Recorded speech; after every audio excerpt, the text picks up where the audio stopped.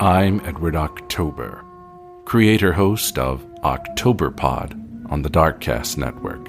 I'm here to usher you through the creaking door into the Darkcast Network Halloween Sleepover.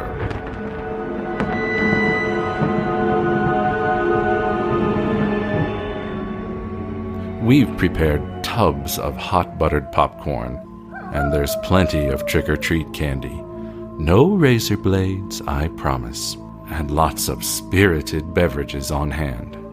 Enough for one sleepover anyway, but with the tales we'll be telling, there will be no sleeping. While not all of the Darkcast shows could be with us here at this slumberless party, those of us who are have brought with us some chilling tales of hauntings, urban legends, true crimes, personal stories of fear, and gore. So snuggle into your sleeping bags and grab someone or something to cuddle, because you dare not listen to these tales alone.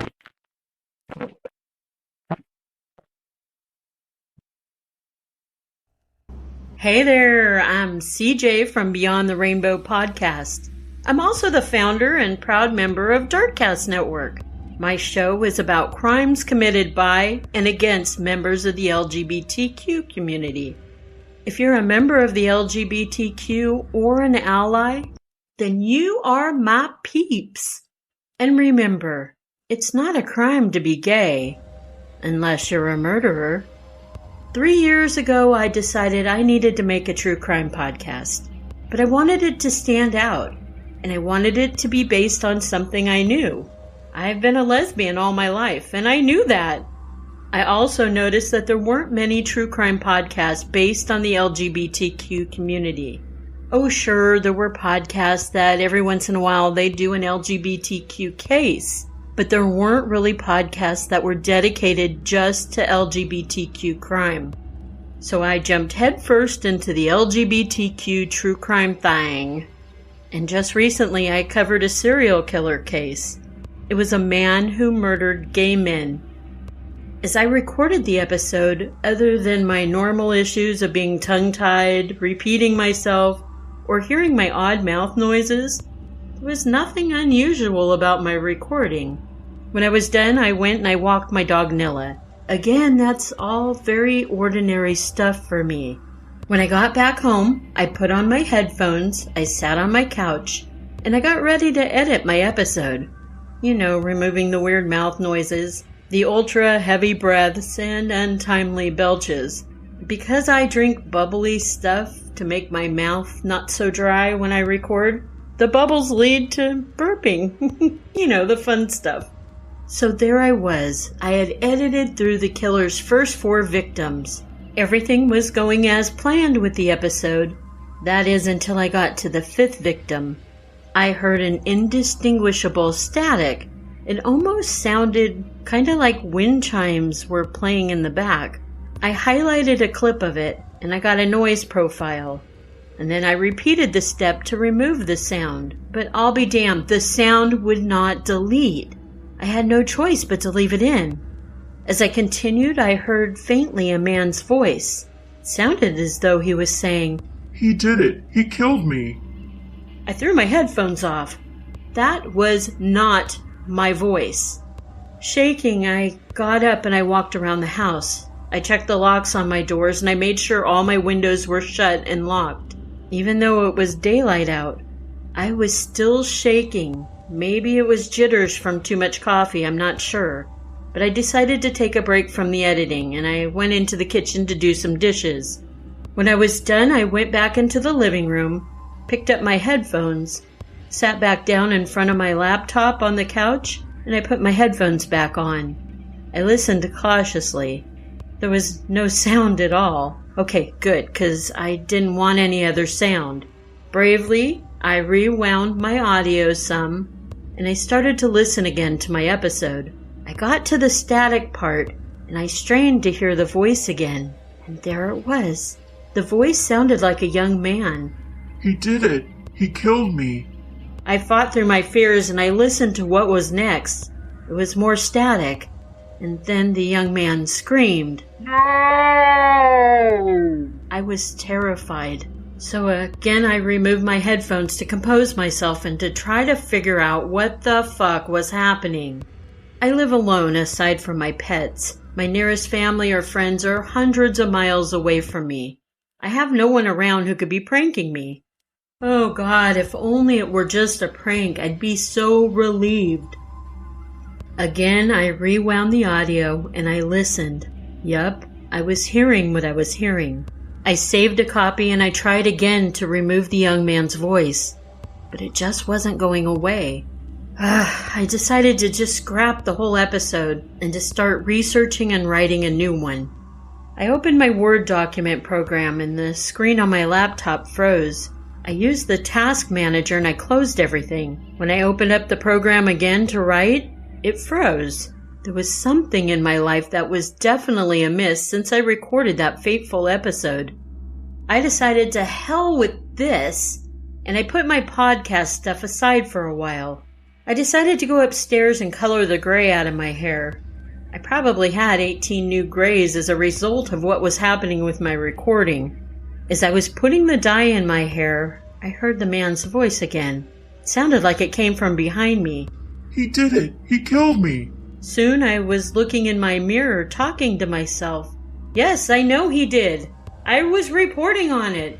I assumed the voice I was hearing was from victim number 5 of the story I was covering. There was no answer to my response. Then I thought, I must be losing it, and nothing else happened that afternoon. Later that evening, I was watching some television, and I decided to stay away from the spooky stuff. I had entirely enough of that for one day, and I watched some old seasons of Big Brother. Then I turned in for the night, doing my ritual of first my teeth and then my face and moisturizer. I then snuggled into bed with Nilla, my dog. My mind wasn't really thinking about anything except how nice bed was and how good it felt to get horizontal. About 20 minutes of laying in the dark, just on the brink of sleep, I heard what sounded like footsteps on my roof. And I knew it wasn't Santa. I hadn't been that good of a girl this year. Nilla lifted her head and looked up. We heard a few more steps and then nothing. I shrugged it off. Although, had I been thinking about the day's earlier happenings, I probably would have got my gun and flashlight and went and inspected what was going on. But I was warm and comfortable, and soon I drifted off to sleep. I was awoken around 2:30 a.m. by what sounded like a hand clap in my ear, followed by a man's scream. No! What the hell? I figured I was imagining it, and I fell back to sleep without further incident. In the morning, I walked downstairs to find that my kitchen light was on. I know for a fact that when I went to sleep the night before, I had turned it off. Unless I sleepwalk and I don't know it, I have no clue why the kitchen light was on. I made some coffee and I sat back down at my laptop. I opened my Word program again, and it worked just fine. I started to write a new script, and that's when I thought, just for shits and giggles, I wanted to open back up the audio file that I had been working on the day before. So I did. I rewound to where I discussed the 4th victim of the serial killer, and I listened intently to myself when I got to the 5th victim. It was just my voice describing events. There was no static, no man's voice, no man screaming. What possibly could have happened the day before? I decided to investigate the home that I have only lived in about 9 months now. Out of further curiosity, I did a background search of the house. I had even called my realtor for some research assistance. I truly didn't know much about the house. I do know if someone had died in it, it must be disclosed, but that's only if the prior owner had died in it. I knew for a fact that the last owner before I purchased the house was military, and she was deployed elsewhere, and that's why she sold the house. If anyone had died in the home, it had to be at least several owners ago, right?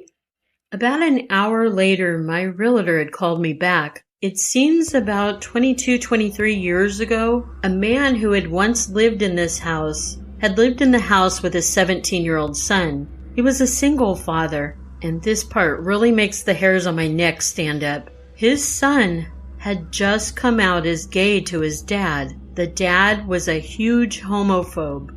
One night he had woken his son up around 2 or 3 a.m., and he had taken his 17-year-old boy to the roof in the middle of the night. The dad was upset his son was gay.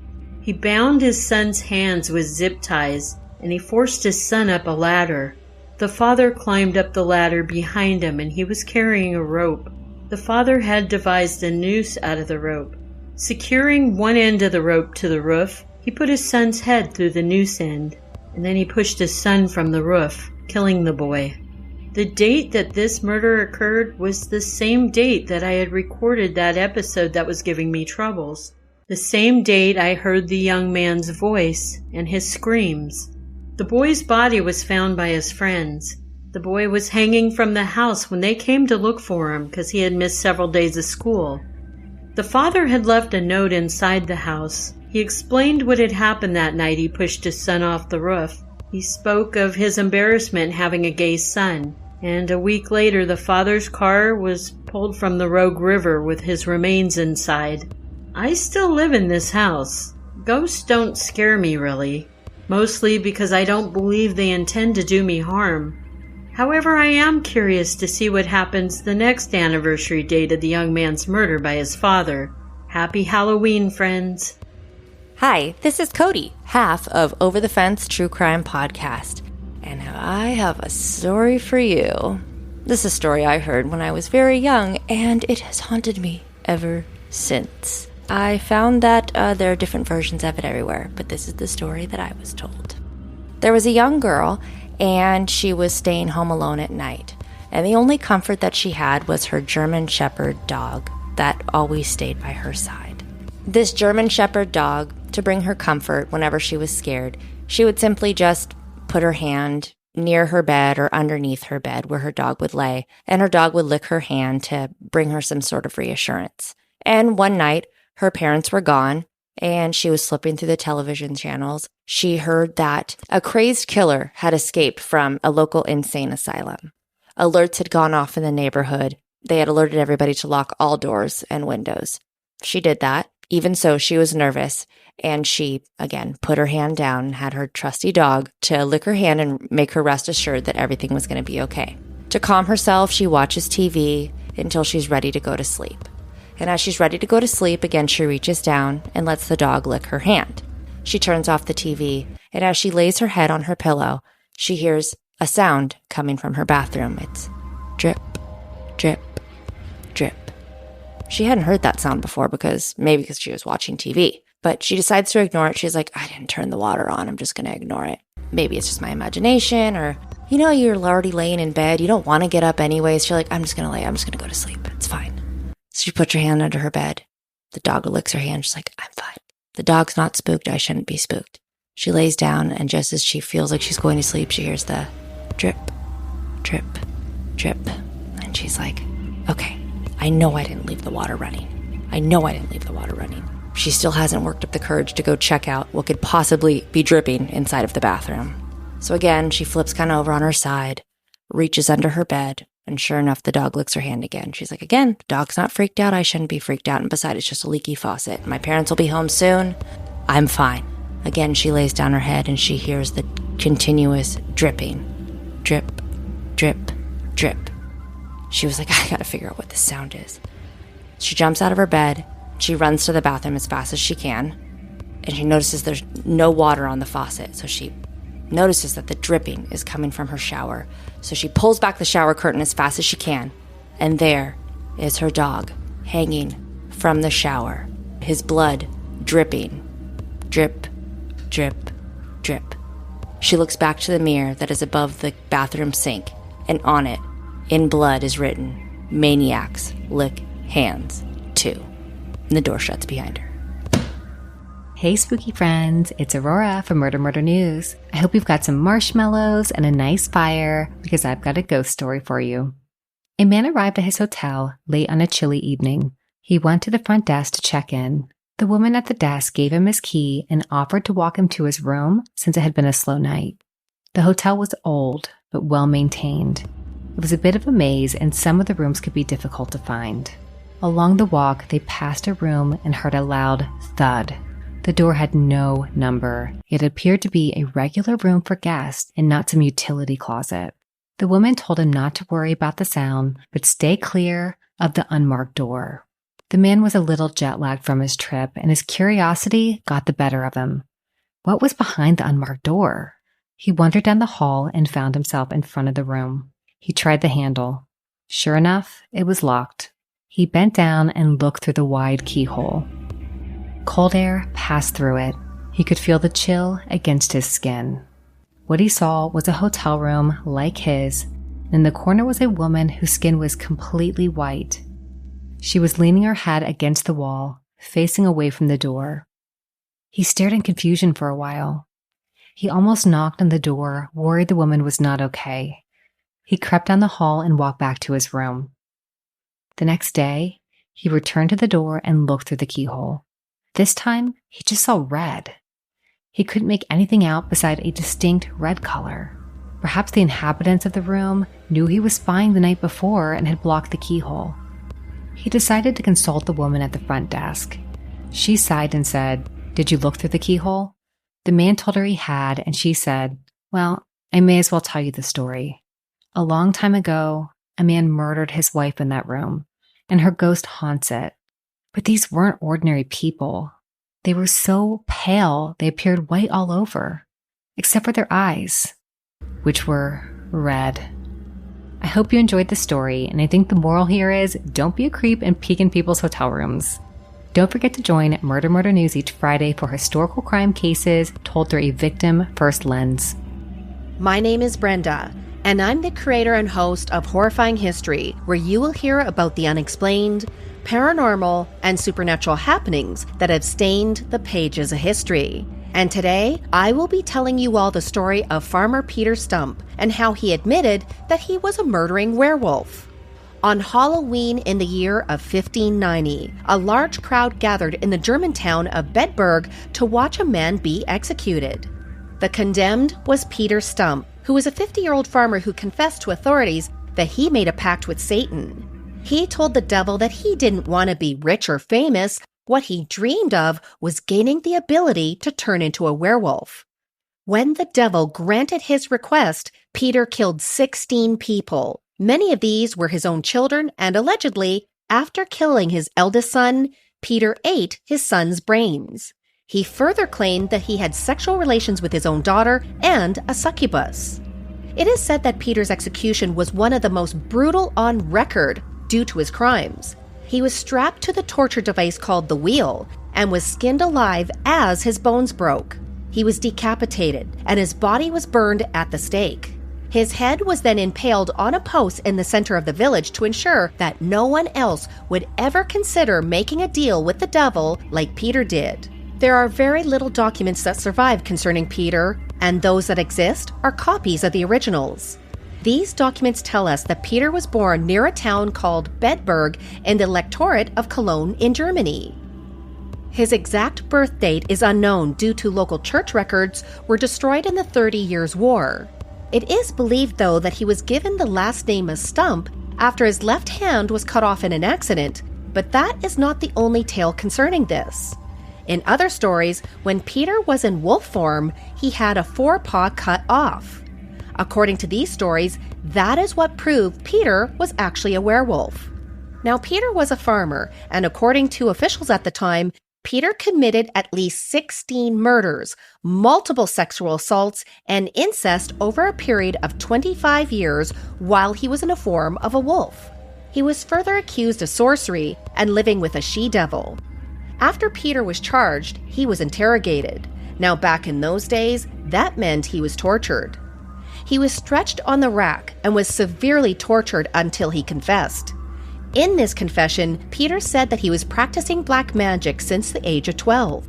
He claimed that due to his devotion, the devil gave him a magical belt that enabled him to change into the likeness of a wolf that was, and I quote, "strong and mighty, with eyes great and large, which in the night sparkled like fire, a mouth great and wide, with most sharp and cruel teeth, a huge body, and mighty paws. Now, after he'd take the belt off, Peter would return to his human form. Over 25 years, Peter claimed he ate the flesh of goats, lambs, sheep, men, women, and children. During his time on the rack, he confessed to eating and killing 14 children, 2 pregnant women and their children in the womb, and his own children. On top of confessing that he was a serial killer and a cannibal, he further confessed that he had sexual relations with a succubus who the devil sent to him as a reward. He lastly confessed that he was in a sexual relationship with his daughter. Now this resulted in her being executed alongside her father.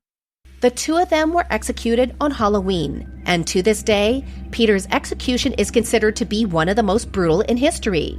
He was tied to a wheel where his flesh was torn from his body in 10 different places. He was then burned before his limbs were broken using the blunt side of an axe to prevent him from rising from his grave. He was then beheaded, and his body was fully burned. His daughter was flayed, strangled, and burned alongside her father. To ensure that no one would ever consider doing anything like this in the future, local authorities then erected a pole with the torture wheel. They placed a figure of a wolf on it, and on top, they placed Peter's decapitated head. So the question that you likely all have is, was Peter actually a murderer? Well, we'll never know for sure since many of the details provided in historical documentation are inconsistent with historical record. During the years of Peter's alleged killings, murder and violence were commonplace due to internal wars within the electorate of Cologne. There's also the fact that Peter had converted to be a Protestant and at the time of his death, the area was ruled by Catholics. It isn't inconceivable that the trial of an alleged werewolf was actually a thinly disguised political trial. In addition to this, as a person of disability, Peter would have been considered a burden on society at best, even if he was earning his own living as a farmer. During these times, those with disabilities were outcast since disability was considered to be a punishment for a person's sins. Consider for a moment that this was Peter's situation due to him losing a hand. As a farmer, life was already challenging even without a disability. Now imagine if you were accused of being a werewolf in league with the devil, whose alleged pastime was murdering men, women, and children. So why did people come to the conclusion that Peter must be guilty? Well, when the townspeople started to discover people in their community were dead, local rumors started that it must have been a werewolf that killed them.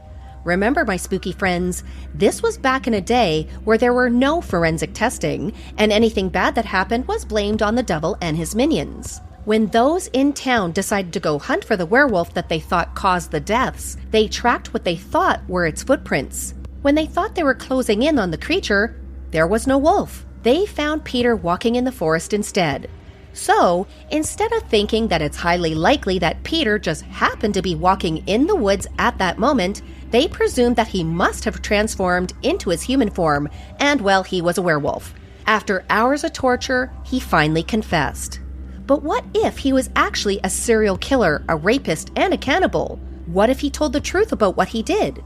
Where the truth lies in Peter's tale is lost to history, but due to this, he'll be forever known as the murderous, devil-worshipping werewolf. If you want to hear more tales of horrifying history, you can find us wherever you listen to your favorite podcasts. Hello, I'm Jackie Moranti, host and creator of Cause of Death 100 Seconds to Midnight. If you've never listened to Cause of Death 100 Seconds to Midnight, I talk about how disease and global crises affect societies, and I talk about these things from an historical and global perspective. I talk about how history seems to repeat and how we can stop it. I do a lot of research on the past, the present, and the future. The story of the dancing plague of 1518 is just a small sampling of the stories that you'll hear on Cause of Death 100 Seconds to Midnight. If you haven't listened to my podcast, you should. An unusual event took place in the summer of 1518 in Strasbourg, France. It was the middle of July, and it had been an extremely hot summer. It all began with one woman. The woman came out of her house, and she began to dance. She danced for days without stopping, and before the week was out, more people in the town joined her. Then, more still. The city councilors were not amused by this craziness. They called in doctors to assess the problem, and the doctors attributed it to overheated blood on the brain. The counselors decided that more dancing was just the ticket to shake off the sickness, so they cleared an open-air grain market, commandeered guild halls, and erected a stage next to the horse fair. They escorted the dancers to these locations and let them dance. They hired pipers and drummers so that the dancers could have music, and they hired strong men to hold people upright so they wouldn't collapse. The sun was hot, and it beat down on the grounds of the horse fair and the market, but the dancers kept dancing. They danced through the days and nights without rest or food or water. It's rumored that about 400 people danced themselves to death that summer. And when people started dying, the counselors decided that maybe they were wrong. More dancing was not going to cure anything. So they swung in the opposite direction. They now claimed that the entire town was possessed by demons. They banned dancing in public, and the music stopped. The remaining dancers were escorted to a shrine dedicated to Saint Vitus, the patron saint of dancers. The dancers' bloody feet were put in red shoes, and they were led around and around a wooden figure of the saint. The dance stopped slowly after a few weeks, and then it stopped altogether. The plague had lifted. Let's talk about the cause of the dancing plague in 1518. Keep in mind that there have been other instances of uncontrollable dancing. Almost all of them have occurred near the River Rhine. Some historians surmise that ergot caused the people of Strasbourg to dance uncontrollably. Ergot is a mold that grows on damp rye. It produces a chemical related to LSD. This chemical causes hallucinations and twitching of the limbs. These hallucinations can be terrifying, and the twitching is fairly violent. Ergot poisoning could be what caused the town to dance itself to death. It was probably growing in the rye that they used to make bread. But the people danced uncontrollably for weeks on end without stopping. No food, no water, nothing to sustain them. Much like LSD, ergot would wear off in about 24 hours. It wouldn't remain in people's systems for much longer than that. So maybe it wasn't ergot poisoning. Other historians claim that this was mass hysteria. Some event caused all the townspeople to just go crazy. I guess it could happen, maybe. 400 people just went insane and danced themselves to death? I guess it's possible. The stories from the people who live along the Rhine are a little different. Saint Vitus was known to throw curses on people. The people living in the area say that Saint Vitus punished the people of Strasbourg for some unknown sin and made them dance until they dropped. Could it be? I'll leave that to you to decide. I want to thank everyone at the Darkcast Network for allowing me to tell my Halloween campfire story. Come join me at Cause of Death, 100 Seconds to Midnight. This is Edward October of OctoberPod, speaking to you out of character while nursing an old-fashioned. This isn't my story to tell. It happened to an old friend, John Iger. He's a part-time writer for OctoberPod and a full-time pain in the ass. John doesn't believe in God, the devil, or the whole routine, but he does believe in ghosts because he's encountered one. He said it's one of the awfulest things he's ever experienced. We weren't friends at the time this happened, but we knew each other, and I knew everyone else in the story, some of them quite well. What I'm about to tell you really happened. This one Halloween, back when we were 13, 14 years old, John got invited to his first party with girls, at an age when girls were becoming more and more interesting. There was this one girl named Heidi, on whom John had been crushing all year. I'm not sure Heidi knew John existed, but everybody else knew about his crush. Hell, I even knew about it, and we hadn't even started hanging out yet. John said she'd dressed up like Cleopatra and was luminous. He had dressed up as Jason Voorhees, a good costume, for parties like this, because he could always slip off the hockey mask if any kissing needed to be done. The guys who dressed up in zombie or werewolf makeup were not so lucky. The party was being thrown by this kid a grade or two above us who lived with her dad in this old farmhouse. Her dad was a deer hunter, so there was taxidermy hanging from the walls in just about every wood-paneled room. I'd been there once or twice myself and can confirm it was creepy. Anyway, her dad worked the third and would be gone all night. And as you might have guessed, kids started playing Truth or Dare and Spin the Bottle. At some point, John went in the kitchen for a slice of pizza, and a couple of the other girls in there came up to him and said that Heidi wanted to play 7 Minutes in Heaven with him.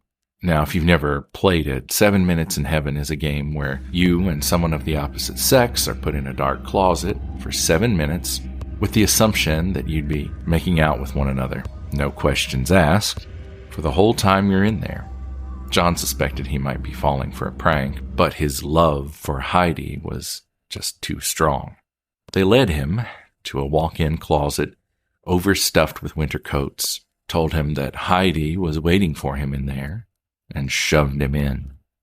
There was no way to lock the closet from the outside, so someone sat against the door and blocked it with their weight. John said it was pitch black in there and smelled like dust and mothballs. He whispered Heidi's name, and then he felt her arms around him and her hair falling on the back of his neck. "I'm here," she whispered in his ear, and he said his whole body broke out in goose flesh. John felt her hands all over him, squeezing him good and tight, sometimes painfully. She kept breathing, like panting in his ear.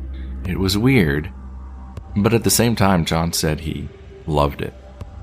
Now, I'm going to pause it here to say that I think a lot more happened in that closet than John lets on, but this is all he's comfortable discussing. Well, anyway, after the 7 minutes was up, someone flung the closet door open wide, flooding it with light.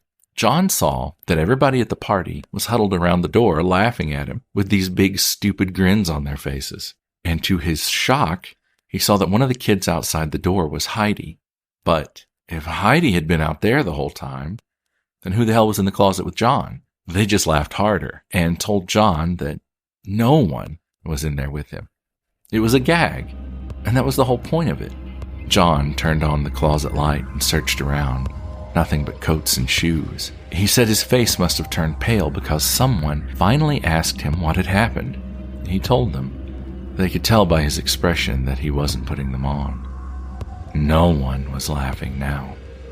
According to John and a few other people who were there that I've spoken to, Heidi started sobbing uncontrollably. She cried so hard that she made herself puke and spent the rest of the night in the bathroom.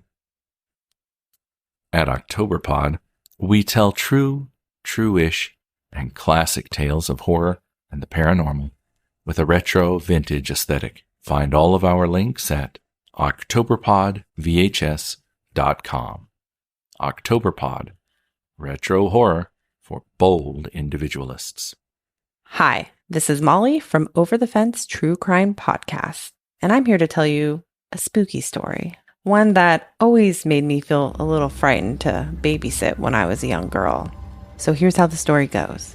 There was a teenage girl one night who was watching television while babysitting. She had put the young kids to bed, and she was just enjoying herself. Plenty of snacks in the house, plenty of TV to watch. And as she's sitting there, the phone rings. So she answers the phone, and someone on the other line just cackles. Ha ha ha ha ha. She's kind of like, who's this? Her friends knew she was babysitting that night, so she thought, maybe it's my friends playing a joke on me. So she hangs up, goes back to watching her TV. Phone rings again. She picks it up, and a spooky voice says, "Go check on the children." And she doesn't really understand what they're talking about. She kind of ignores it and again hangs up. She's like, I don't know. This is someone playing a prank on me. This is not funny. Again, the phone rings. "Go check on the children," it whispers. So now she's kind of getting a little scared. She picks up the phone, hangs up, picks up the phone, calls her friends. "Are you guys playing a joke on me?" Her friends don't know what she's talking about. "It's not us. We're not doing anything." She hangs up the phone and tries to distract herself, changes the channel, puts something funny on TV. Phone rings again. "You need to go check on the children." She again hangs up. Now she's scared. She's really scared. She decides to call the police because she doesn't know what else to do at this point. She calls the police and tells them, "Hey, there's someone calling my house. They're playing a joke on me. They're playing pranks. I really don't like it." And the police will say, "Okay, you know what? We can trace the phone call. We'll see what's going on. Give us a few minutes. We'll give you a call back." She hangs up the phone. Phone rings again. "I told you, you need to go check on the children." She's really freaked out at this point. She hangs up the phone. She doesn't know what to do. So she's, pacing downstairs, and she knows the kids are sleeping okay upstairs. She's not afraid that anything is wrong. No one's been in the house. So after that last phone call from the stranger, the police give her a call back, and she answers the phone. And they tell her, you need to leave the house immediately. So she drops the phone. She exits the house. And luckily, the police are there super quickly to meet her. And they tell her as she gets outside that the calls were coming from inside the house she was babysitting in. The police enter the house. They walk upstairs, and they find both the children dead. Hello, I'm Charles, one of the co-hosts of California True Crime. We hope you enjoy our story on the Fresno Nightcrawler. Happy Halloween! The amazing drama you're about to hear is a matter of human record. You may believe it or not, but the people who lived this story, they believed it. They know. They took that one step beyond. Imagine, if you will, a man alone in his home, nestled in a quiet Fresno, California suburb. Each night he closes his curtains, checks the windows, rechecks the locks on every door, brings his brindle mastiff in from the cold. He would check the slightly used security cameras that he had installed to watch his yard, and each night the cameras would record nothing. Nothing would appear on the tape. This November evening in 2007, he crawled into bed, his faithful dog next to him. The time ticked by. In the early morning hours, the dog raised her head. Her neck muscles tightened. Her eyes focused on the window that led to the front yard. At first, she wouldn't move, staring at the curtain as though she could see through it, listening. All at once, she jumped from the bed, standing between him and the curtain. Her low growl, growling more terrifying, until finally breaking out into a deep bark, protecting him from some unseen visitor that had descended on the small house in Central California. He sat, paralyzed in bed, waiting, struggling to hear what his dog had heard. Nothing. He finally musters the courage. He crosses his home to his office where the TV sat, sharing live video from the front yard. The small silver TV, warm from running through each night, showed nothing between the lines of static, just his empty front yard in black and white. He shut down the recording, pressed the rewind button, and waited. Then he watched and re-watched the night's footage. Trees swaying in the wind. A car raced by. Everything else was still. But he knew there was something there. Something he just couldn't see. During the next day, he was restless, tired. Everyone he talked to thought he was imagining things. After all, he couldn't even describe what was torturing him the night before. He spent the day preparing. Tonight, things would change. Tonight, he had to prove to everyone that something was visiting him. He had to prove to himself. He moved the cameras delicately in the yard, checked his television, and readied a makeshift bed in his office chair so that he could watch every second as it unfolded. His faithful dog laying at his feet. The hours went slowly. He forced his eyes to stay open even though he felt more and more groggy. The static on the black and white TV was at first hard to watch, but after several hours began to lull him, calling him to rest. His head drifted towards his chest, and his breath deepened. Maybe a few seconds of rest would be okay. Then all at once his dog was on her feet, barking relentlessly. He rushed to the window, but there his yard sat empty, the light from the lamppost turning his green grass a sickly yellow. His stomach fell. How could there be nothing there? He moved back to his temporary resting place in front of the television. But this time, when he looked at the screen, his eyes widened and his breath lost. Between the thick, static lines moving up and down in the recording, there was something in the middle of his yard. He stared at the screen, not even daring to blink, his mind struggling to understand what he was seeing. It was unlike anything he'd ever seen. It was alive, moving, but unlike any creature. Was that the word? Yes, creature he'd ever encountered. He looked quickly to make sure he was recording. He was. On the screen, the creature was white and only a few feet tall. The top of the creature was roundish. It had 2 skinny legs and no discernible arms. It stood in the yard still, and then it would move. It moved oddly, almost if weightless, somehow buoyed by its head, defying all gravity. His mind whirled. He'd been right. Something had been in his yard, something no one had ever seen before, but how? How did it get into the yard? He could see on the screen that the gate surrounding his home was shut, locked with a padlock. It was an iron gate with a sharp top. It couldn't have crawled over. Then the creature appeared to walk, its unusually long legs slowly lumbering ever closer to his front door, each step silent. Its legs didn't even appear to touch the ground as it moved awkwardly. It stopped, standing on the concrete walkway just a few feet away from where he sat inside his house. He never took his eyes off the screen. 1, he waited. 2, he waited. 3, he waited. It stood there for 19 seconds. Without warning, the creature resumed walking. Within seconds, it was outside the area of the cameras. He ran to the window and opened the curtains. What was outside had caused him to freeze in place. There was nothing, absolutely nothing. The creature had left, and there was no sign it had ever been there. His mastiff had laid down and drifted off to sleep, but he couldn't shut his mind off. Adrenaline rushed through his body. He watched and rewatched the footage, desperately trying to discern what the creature could be. It didn't look like an animal, more like a pair of pants, disembodied, walking through his yard. But what did it want? Why his yard? Would it be back? There was more questions than answers. Each time he watched the video, he grew sicker. This creature had been in his yard many times. He knew it. He knew it would be back. He felt tethered to this unknown creature in a way he couldn't describe. The next day, he showed his video to family and friends, then to the news stations. The creature in his yard was given the name the Fresno Nightcrawler. Some people believed him. Others thought it a hoax. He learned that no one else had seen what he'd seen, and no one could answer his questions. He only knew he had to see it again. Now, his nights weren't spent trying to sleep. Each night he huddled into his office, watching the small TV connected to his security cameras. It would come back. It had to. And he would capture it again. And he would finally know what it wanted. You may not believe, but the people who experienced it do. And now they take that one step beyond and wait for another chance to experience the unknown. Hola and bienvenidos. My name is Jasmine Castillo, and I am the podcaster of Hands Off My Podcast. I bring awareness to missing and murdered Indigenous persons, LGBTQ, Two-Spirits, Black Indigenous people of color, as well as Asian American, Native Hawaiian, Pacific Islander communities. They have the stories of their loved ones murdered, missing, exploited, human trafficked. Yet this evening I'm going to do things differently.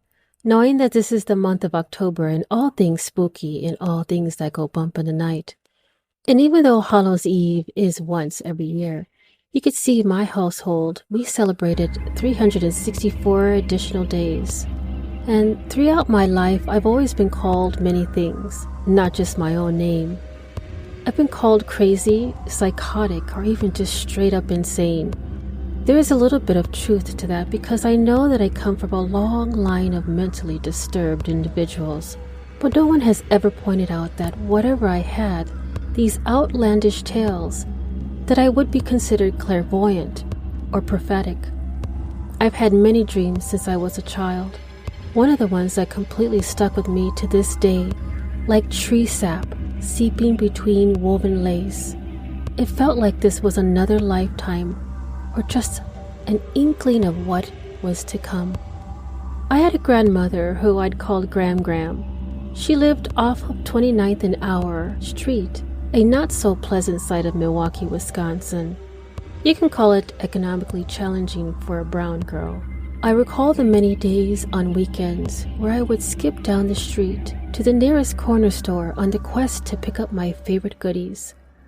I enjoyed playing with my two cousins. When they finally moved in with Gram, they both lived on the top floor of this old, dilapidated house. I've had so many dreams about this house. This house holds onto pain, anguish, and suffering This house was my own house of horror as a child. There was always something eerie about the second floor of this house, not including the steps just to get to the top landing.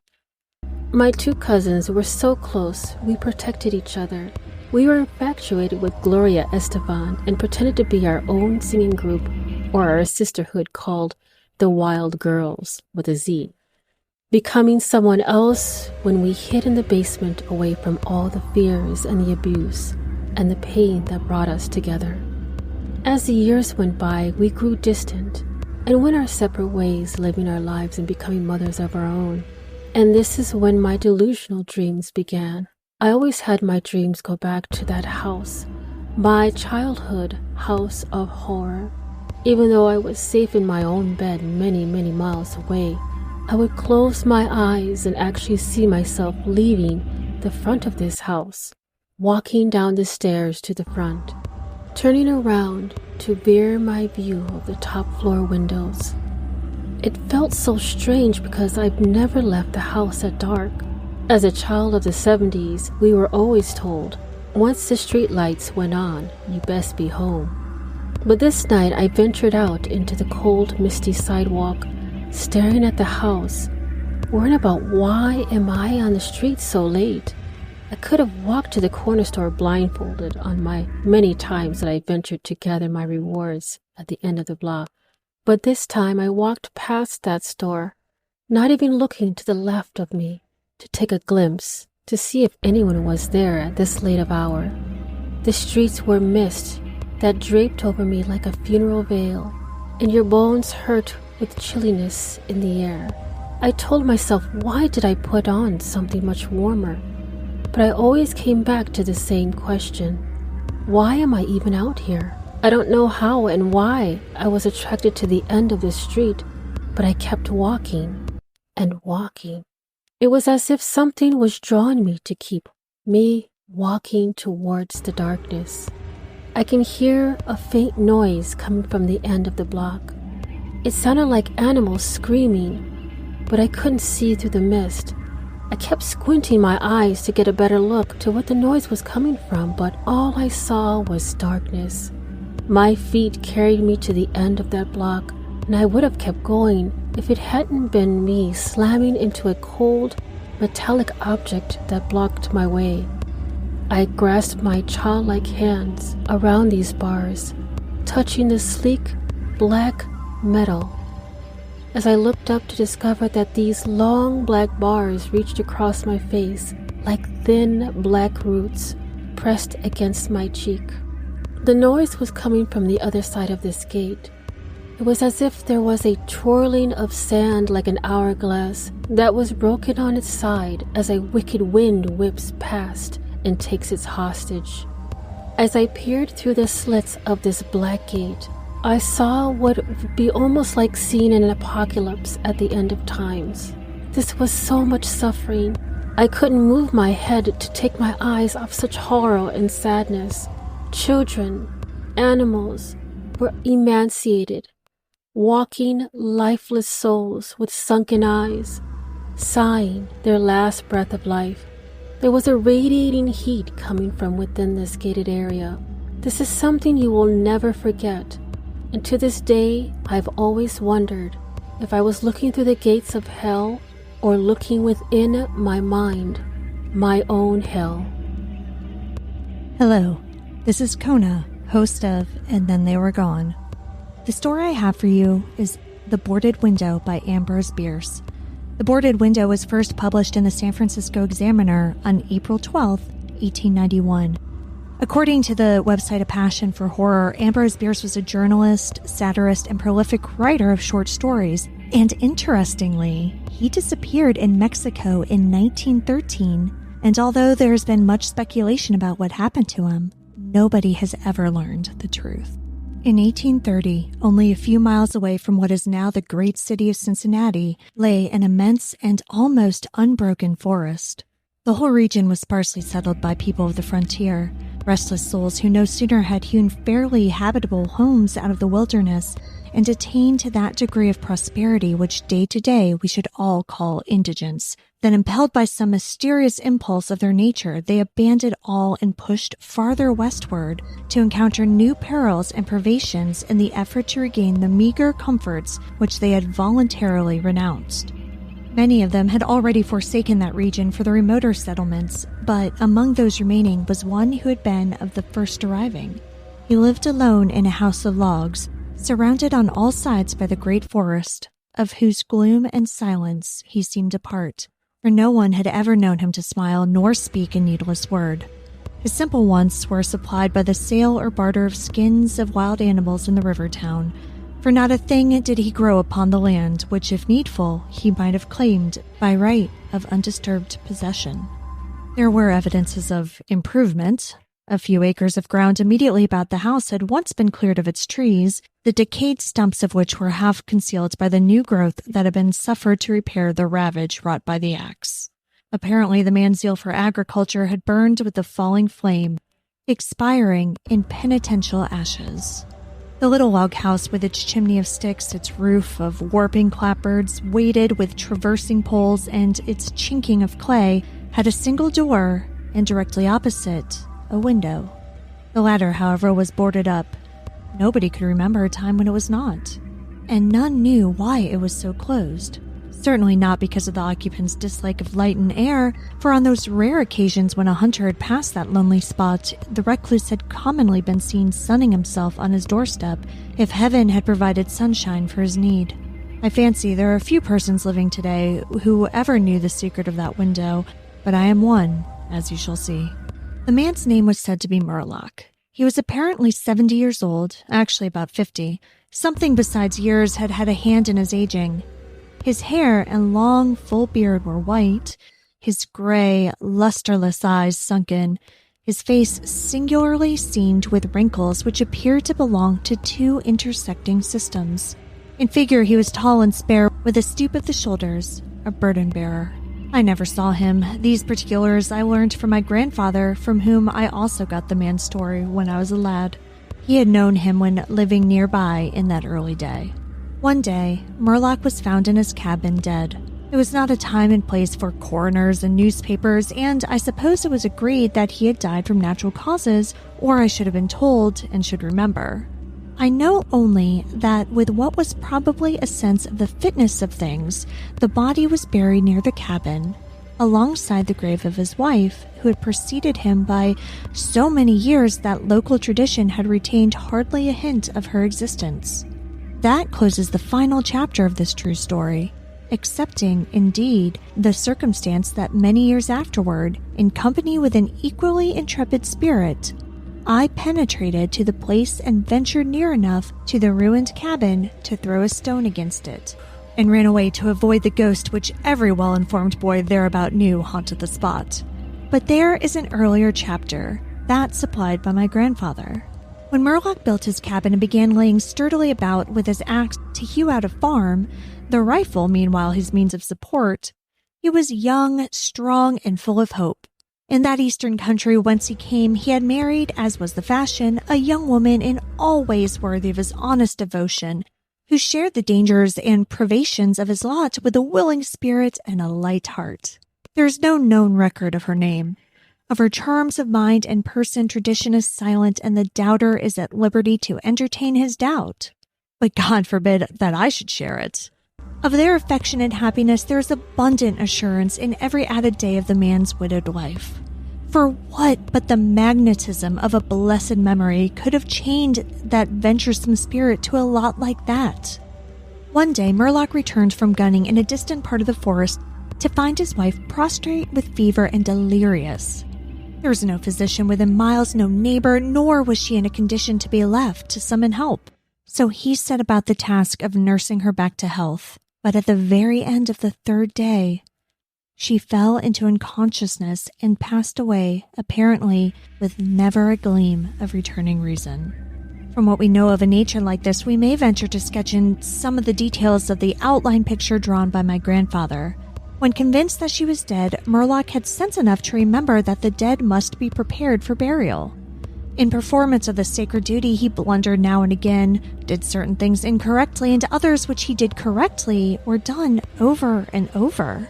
His occasional failures to accomplish some simple and ordinary act filled him with astonishment, like that of a drunken man who wonders at the suspension of familiar natural laws. He was surprised, too, that he did not weep. Surprised and a little ashamed. Surely it is unkind not to weep for the dead. "Tomorrow," he said aloud, "I shall have to make the coffin and dig the grave, and then I shall miss her, when she is no longer in sight. But now, she is dead, of course. But it is all right. It must be all right somehow. Things cannot be so bad as they seem." He stood over the body in the fading light, adjusting the hair and putting the finishing touches to the simple toilet, doing all mechanically with soulless care. And still, through his consciousness ran an undersense of conviction that all was right, that he should have her again as before, and everything explained. He had no experience in grief. His capacity had not been enlarged by use. His heart could not contain it all, nor his imagination rightly conceive it. He did not know he was so hard struck that knowledge would come later and never go. Grief is an artist of powers as various as the instruments upon which he plays his dirges for the dead, evoking from some the sharpest, shrillest notes, from others the low, grave chords that throb, recurrent like the slow beating of a distant drum. Some natures it startles, some it stupefies. To one, it comes like the stroke of an arrow, stinging all the sensibilities to a keener life. To another, as the blow of a bludgeon, which in crushing benumbs. We may conceive Murlock to have been that way affected, for, and here we are upon surer ground than that of conjecture, no sooner had he finished his pious work than, sinking into a chair by the side of the table which the body lay, and noting how white the profile showed in the deepening gloom, he laid his arms upon the table's edge and dropped his face into them, tearless, yet and untenarably weary. At that moment came in through the open window a long, wailing sound, like the cry of a lost child in the far deeps of the darkening wood. But the man did not move. Again, and nearer than before, sounded that unearthly cry upon his failing sense. Perhaps a wild beast, perhaps it was a dream, for Murlock was asleep. Some hours later, as it afterward appeared, this unfaithful watcher awoke, and lifting his head from his arms, intently listened. He knew not why. There, in the black darkness by the side of the dead, recalling all without a shock, he strained his eyes to see he knew not what. His senses were all alert. His breath was suspended. His blood has stilled its tides as if to assist the silence. What had wakened him, and where was it? Suddenly the table shook beneath his arms, and at the same moment he heard, or fancied that he heard, a light, soft step. Another. Sounds as of bare feet upon the floor.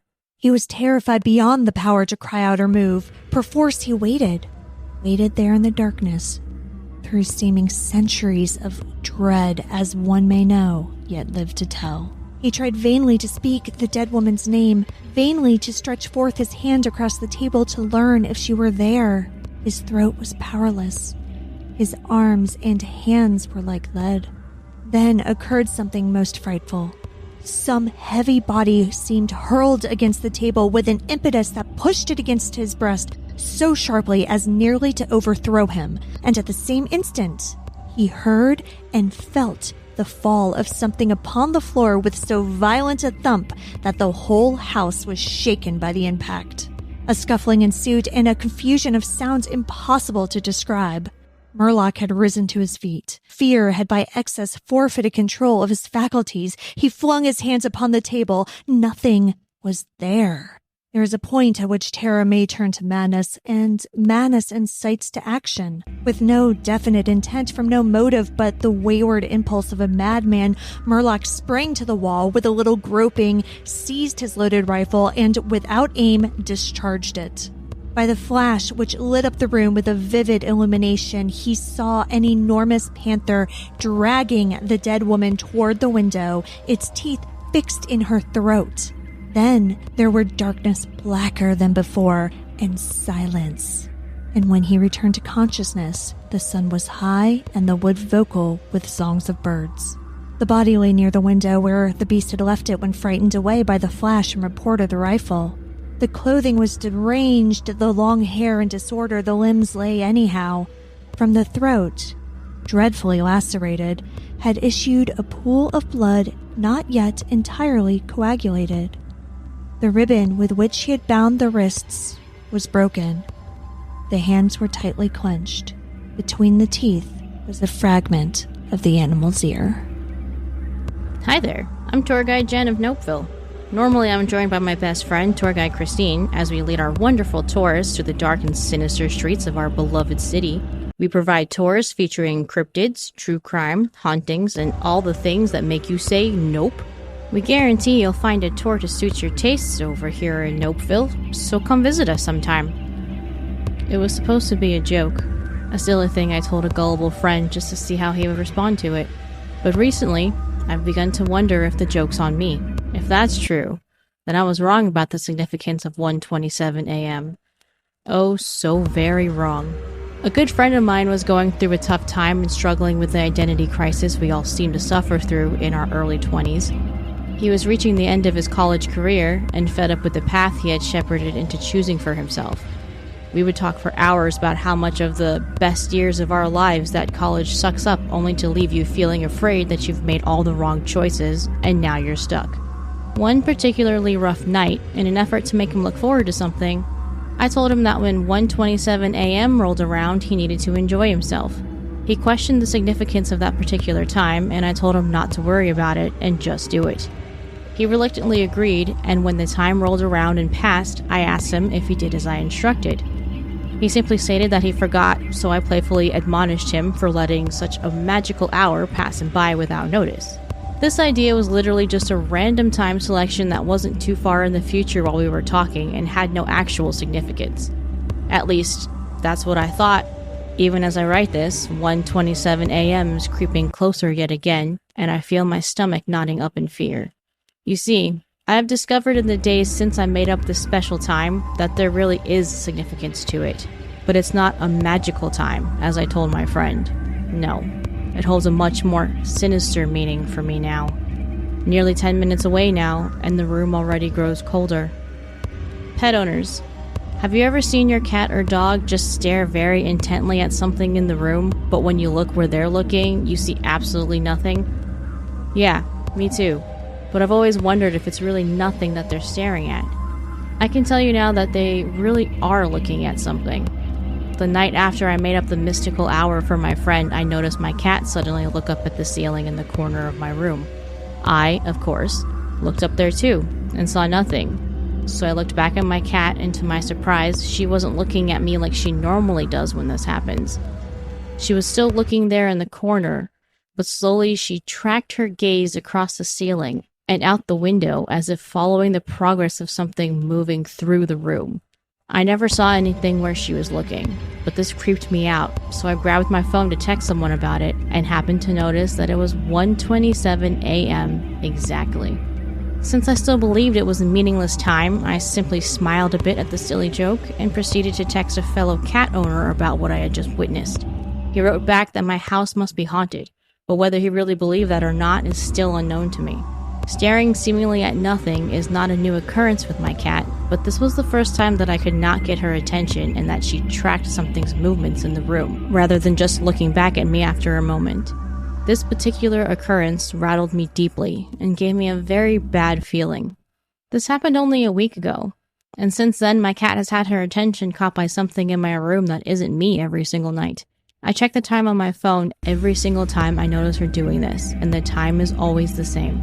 1:27 a.m. The spot she's looking at changes every night, but the process is always the same. She notices something, stares in that one spot for some time, then she tracks movement across the room to either the window or the door. While this is happening, it's always as if I don't even exist anymore, because there's no breaking that eye contact for her. My cat never makes a move on whatever she sees. In fact, she always appears to just freeze completely.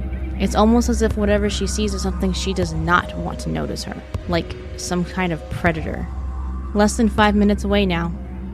I mentioned before that the room was growing colder. Still, it continues to do so.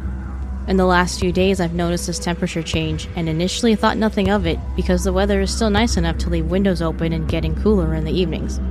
However, I've realized that the change is gradual all the way up until 127, and then once my cat has watched this thing leave my room, the temperature steadily goes back to normal. I'm afraid of whatever it is that my cat sees in my room because she seems to show a measure of fear when she spots it, and I've heard that spirits can make a room's temperature plummet with their presence. I'm not saying that I necessarily believe that whatever my cat is seeing is truly a spirit, but it is something that is manipulating the temperature of my room that I can't see with my own eyes. I've learned from various movies and shows that the presence of a demon or a truly evil spirit will actually cause an increase in temperature. I've also been led to believe that most spirits are unable to harm the living. This knowledge, of course, has to be taken with a grain of salt because of their sources, but these ideas don't quite match up with the experiences I've been having. If what my cat sees truly is a spirit, which the cooling temperature lends one to believe, then it should not be able to harm me or my cat. If this is true, then why would my cat perceive this to be a threat? And why is my body responding as though I'm anticipating the arrival of something malevolent? Less than a minute now, and I'm beginning to shiver under my blanket. The fear and dread are all very real now, and I have no idea why I'm so much more fearful tonight than I have been on previous nights. My dread has been growing steadily as the days pass, but tonight it's almost unbearable. My breath comes out in a cloud. It's never been this cold before tonight. Oh, God. Only 5 seconds remain. 4, 3, 2, 1. The time is now 1:27 a.m., and my cat raises her head and looks directly at me. No, my breath catches. She's looking just past me, behind me. This is Nydia from the Crime Diner. For your bedtime story, I thought I'd tell you about the scariest things to happen while you're sleeping. That would be not waking up. In 1975, the Vietnam War ended and Laos became a communist country. The new leadership there viewed the Hmong as traitors for their work with the United States. Many survivors from the war fled their homes after the war to become refugees in the U.S. The families that fled communist Laos had to resettle in an unknown country with all the uncertainties and ghosts of their past wartime trauma. Hmong refugees in the U.S. suffered from high rates of poverty, and soon a mysterious ailment seemed to befall the men.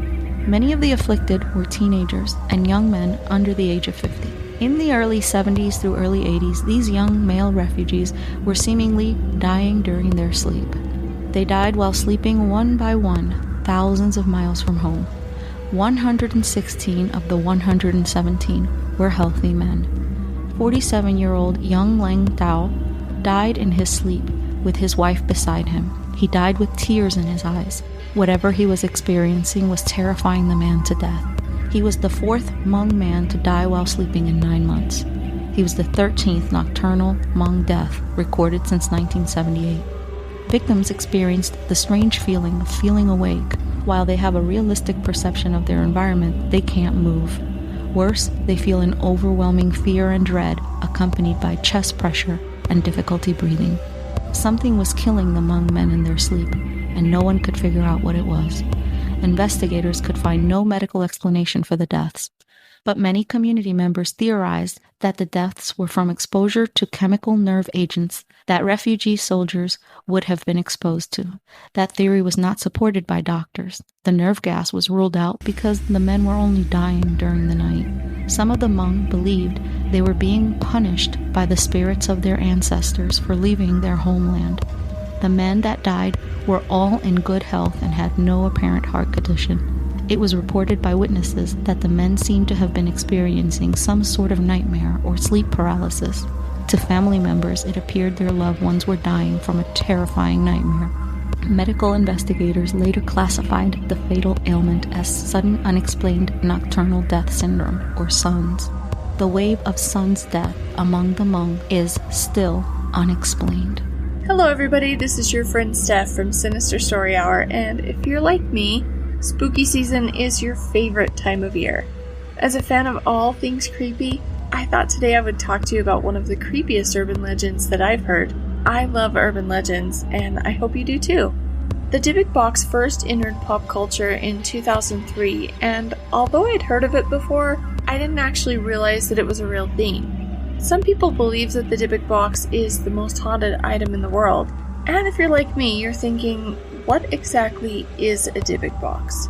It's actually just a small box or cabinet that's meant to hold wine, but it isn't like any other box. It's actually said to be haunted by a Dybbuk, which stems from Jewish folklore. A Dybbuk is a spirit that can haunt and possess the living, and is considered mostly to be malicious. It's believed also that it's the dislocated soul of a dead person. The concept of the Dybbuk box has been around since as early as the 16th or 17th century. What I learned by researching this story is that exorcisms are not just practiced by the Catholic religion. And I guess I kind of just took it for granted that that was mostly who practices them. But actually a rabbi named Isaac Luria was considered the father of Jewish mysticism. And he did a lot of spiritual work. He believed in ghosts, demons, and lost souls, and he did perform exorcisms. Our story today, though, starts in 2003 with a man named Kevin Mannis who purchases the box from a local attorney in Portland, Oregon during a yard sale. He goes to this yard sale. It was actually an estate sale, and Kevin Mannis was a creative writer, so you definitely want to keep that in the back of your mind as we continue through this story, because I'm going to bring it up later. Kevin was at the estate sale looking for things to sell in his furniture restoration store. The estate sale was for a woman named Havela, who had been a Holocaust survivor, and she had recently passed away. So Kevin goes and pays for his things, and afterwards Havela's granddaughter tells him that she noticed that he had purchased the Dybbuk box, and Kevin doesn't actually know what item she's referring to. So a little bit about Havela's background. She had actually escaped Poland when it was occupied by Nazis, but she was basically the only one. She lost her parents, brother, sister, husband, 2 sons, and a daughter, which is horrifying. That's so much loss. She fled from Poland and lived in Spain until the end of the war. She came to the US with 3 items. The wine cabinet happened to be one of them. Havela lived to be 103, and she wished that the box would be buried with her. But according to the rules of Orthodox Judaism, they're not allowed to be buried with items. And her granddaughter, although a skeptic, knew enough about the box to know that she didn't have a good feeling about it. The granddaughter passes on to Kevin that her grandmother had adamantly demanded that nobody ever open the box, no matter what the reason. Kevin offered at that point to let her keep the box, and she said there was no way that she wanted that thing, that he had purchased it, now he had to take it. She began to cry and actually asked him to leave, and he just assumed that maybe it was the emotion from the loss of her grandma. So Kevin Mannis takes the box back to his shop, and he leaves it with the salesperson there while he goes to run some errands. And it takes less than an hour for the problems to start. The salesperson calls in a panic, saying there's someone in the shop breaking glass. All of the exits and security gates get locked, and Kevin tells her to call the police, but his phone battery died all of a sudden, for no reason. And he rushes back to the shop. He finds the salesperson just on the floor in the corner, sobbing uncontrollably. And he heads to the basement, and as he reaches the area, he smells this overpowering scent of cat urine, and the lights won't turn on. He looks around, and all of the light bulbs in the basement have been shattered. The salesperson quit that day, never speaking of the experience ever again. So despite all of that, Kevin decides that he's going to restore the box to give to his mother as a birthday gift. Just before he gives it away, he decides to open the box, which he's already been told not to do. Inside there was a mechanism, and once you opened one of the doors, the other door and a small drawer underneath would all open as well. He finds 2 pennies inside that were wheat pennies from 1925 and 1928. There were also 2 locks of hair, both bound with rope, one brown and one blonde. That alone would have done me in, if we're being honest. Finding rope binding locks of hair seems a bit creepy. There's also a dried rosebud, a 4-legged candlestick, a golden wine cup, and a granite sculpture that was carved with the words Shalom. He didn't realize it at the time. Those are all items that are said to fight demons in Jewish folklore. On October 28, 2001, Kevin gifted the box to his mother. He gave it to his mother at the shop, and then he had to go take a call. He described it as being less than 5 minutes until an employee came running into his office, yelling that there was something wrong with his mom. He rushed to his mother and finds her sitting in a chair completely expressionless with tears running down her cheeks. Later, she described a cool breeze coming from the box as she had opened it. She ended up suffering a stroke, and although she did recover later, she temporarily lost her ability to speak. The day after the stroke, Kevin asked her how she was feeling. She got tears in her eyes, and she spelled out the letters on a piece of paper, "No gift." N-O-G-I-F-T. He thinks maybe she just can't remember it, so he tells her, "Yes, I did give you a birthday gift." And she gets even more upset and writes the letters H-A-T-E-G-I-F-T. Hate gift. He laughed it off, and he tells her he's sorry for her not loving the box, but if she just gets better, he would buy her anything that she wanted. The box actually ended up staying in that family for 2 years, and in the time that it was in the family, there were many other family members that had different activities that they recorded related to the box. At one point, Kevin and his siblings compare stories about the things that they've experienced, and they all realize that they've had the exact same dream of an old woman appearing as a shadow that has sunken eyes. They finally took the box back to the shop, where the brother of one of the employees accidentally knocked the box off of a shelf. Shortly after that, he committed suicide. A couple years later, the employee as well, himself, committed suicide. Kevin then tried to give the box to his girlfriend. I love how this guy keeps trying to give it to his loved ones. Like, here, I love you so much, just take this haunted box that's making my life a living hell. That only lasted for 2 days, when the girlfriend asked Kevin to please try to sell the box. He ended up selling it that day to a middle-aged couple, and a few days later, he finds the box by the entrance of his shop with a note that reads, quote, "This has a bad darkness," end quote. He took the box back to his own house, again, and at that point, he begins to see shadow figures.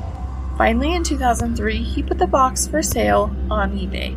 The eBay listing described the box as having belonged to a Holocaust survivor and some details of what he has personally experienced. The listing is extremely long, but there is an excerpt of it that I thought was pretty terrifying. Now, this is a direct quote from the eBay listing. Quote, "I would destroy this thing in a second, except I really don't have any understanding of what I may or may not be dealing with. I'm afraid, and I do mean afraid, that if I destroy the cabinet, whatever it is that seems to have come with the cabinet may just stay here with me. I've been told that there are people who shop on eBay that understand these kinds of things and specifically look for these kinds of items. If you are one of these people, please buy this cabinet and do whatever you do with a thing like this. Help me," end quote. So Missouri college student Joseph Nietzsche purchased the box from eBay for $140. He immediately experienced hair loss, which the guy was in his early 20s, so that was different. He could also smell some really strange, offensive smells, and then all of a sudden he would smell sometimes the scent of jasmine. A man named Jason Haxton became obsessed with the box, and he ends up purchasing it from Joseph for $200. He describes some pretty creepy circumstances as well, immediately upon touching the box.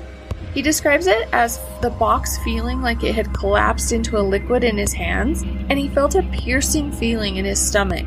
He said he felt paralyzed with pain, and he had nightmares of a woman that came with the box. His wife also experienced those things. Haxton eventually wrote a book about the box. In 2012, Kevin Mannis and Jason Haxton helped to consult for the film Possession, which is actually a movie that's about this same box. Nowadays, you can actually find the Dybbuk box in care of Zach Bagans himself and his crew at the Haunted Museum in Las Vegas. It has not been a move without incident, however, as there have been some reports of activities since it's been in his possession. Not long after it arrived in the museum, some mysterious protruding holes started to appear in the walls around the box, almost looking like something wanted to break out of the wall. Bagans himself, along with staff and visitors, have witnessed black shadows, fainting, feeling ill, irrational emotions that can't be explained, such as anger, anxiety, and other things. Also, some people believe that Post Malone himself was one of the people affected by the Dybbuk box. Post Malone was on an episode of Ghost Hunters Quarantine in 2020, where he was touching Zach's shoulder as Zach opened the box. Subsequently, Post Malone's private plane experienced some problems, as 2 tires blew out while it was in the air. That incident has been linked to multiple safety violations that were also linked to that plane, and they were able to land safely, but Post Malone was also involved in a car accident and his home was broken into. Other things associated with the box are horrible nightmares, odd and offensive smells, hives, and welts. Some believe that all of the evil of the 20th century is being held in these boxes, and that's why they're so evil. According to some sources, there's only 1 Dybbuk box, but there were others that claimed there are as many as 10 Dybbuk boxes that exist in the world. And Zach Bagans actually owns 2. A total of 8 of the boxes have been located and are accounted for, but there are 2 still out there with their whereabouts unknown. Many believe that the story of the Dybbuk box is all a hoax. Now, if you remember, Kevin Mannis was a creative writer. There's a Facebook post from Mannis in 2015 where Kevin basically admits to having conjured up the entire legend. Now, Mannis and Haxton basically both claim to be experts in the field, all the while vying for attention. There's no argument that they've both profited greatly from this item and the concept of the Dybbuk box. So friends, tell me what you think. Is it the most haunted object of the world, or a simple hoax? Either way, it does make for an entertaining story, and I hope that's exactly what this did, entertain you. I wish you all the spookiest, yet safest season ever, and happy Halloween! Hi there, I'm tour guide Christine of Nopeville. Normally, I'm joined by my best friend, tour guide Jen, as we lead our wonderful tourists through the dark and sinister streets of our beloved city. We provide tours featuring cryptids, true crime, hauntings, and so much more that'll make you say nope. We guarantee you'll find a tour to suit your tastes over in Nopeville, so come visit us sometime. I feel the truck come to a stop and open my eyes as the engine cuts off, stretching and looking out through the windshield and the passenger window. Looks like we've arrived. Must have fallen asleep, I guess. I look over at my partner in the driver's seat and he smiles. All rested up there, sleeping beauty? He asks. Har har. Very funny. But yeah, I feel pretty good now. Let's get this started so we can head home. I open my door and climb out of the truck as he chuckles behind me doing the same. As I get to the back of the truck, I look at the dark one-story home we've pulled up in front of and shudder. I enjoy this job as much as one can, but despite how many of these kinds of houses we check out, I still get the creeps. The trailer door opens, and the ramp lowers with an obnoxious whir of the motor. We both climb inside and walk past our gear to look at the corkboard our manager is filled with information about the case. His voice crackles through the truck radio with his last little tidbit for the night. Got the intel. Looks like this is going to be a tough one. We've had reports of violence, and it looks like they left in a hurry. I glance at my partner who rolls his eyes and shrugs. Can't imagine it'll be any tougher than any of our other calls. Don't sweat it. We'll be fine. I'm not so sure, but I nod and smile. We always are. I return my attention to the board of information while he starts gathering some gear to bring inside with him. I read aloud to him. Looks like we've got someone they believe is named Myra Taylor, drowned in the bathtub of the master bathroom and summoned with a Ouija board? Of course. What else? I roll my eyes and hear him chuckle his own amusement behind me. I continue. Family has noticed doors moving by themselves, objects being moved and thrown, one light bulb was burst out of nowhere in the living room, and disembodied knocking on windows and doors. Sounds fairly routine to me. Guess this should be simple enough. I turn to the gear mounted all down the wall of the trailer and grab myself a flashlight, which I mount to my shoulder, and a UV flashlight, EMF reader, and a cross just in case. We grab the house key we've been provided on our way out of the trailer and casually stroll up to the front door, letting ourselves in. The vibe is immediately different when we cross the threshold, and I once again feel a shiver up my spine. We've done investigations like this together for years, but this feeling never really goes away. I can feel his tension beside me as well, so I know he feels the same. He tries a light switch, but nothing happens. The breaker must have been turned off by the owners or perhaps the spirit. Either way, now we have to find it, and I just pray that it hasn't been blown. My partner tells me to just keep looking for signs of activity and he'll go find the breaker so we don't have to waste too much time.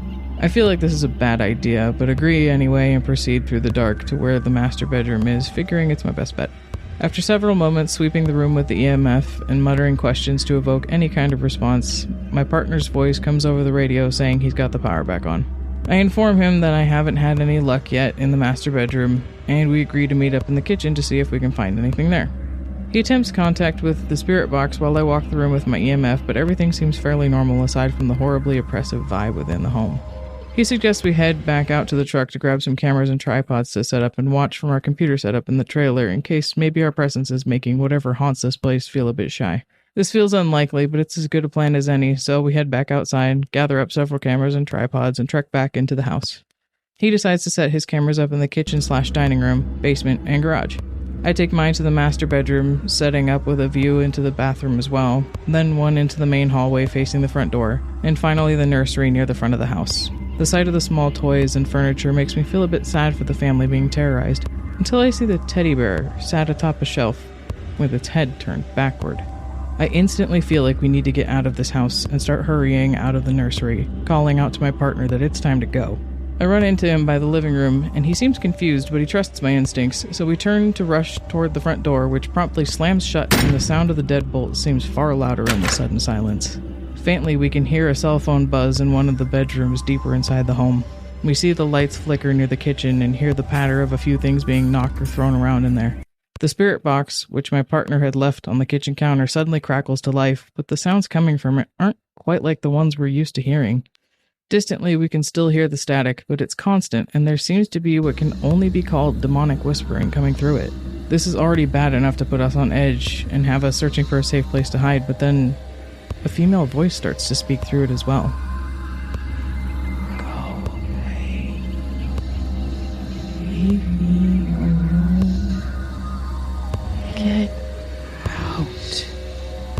Being the smartass that he is, I hear my partner mutter under his breath, "Bit hard when you've locked us in here with you, love." The voice suddenly screams, "You will die!" punctuated by the sound of glass shattering and the lights in the house getting snuffed out. We instinctively extinguish our flashlights as well, and he gently tugs on my arm, indicating for me to stay close and follow him. We move as quietly as possible and duck into a closet on the hallway with louvered doors. Staying as quiet as we possibly can, we wait, listening, but hearing nothing more.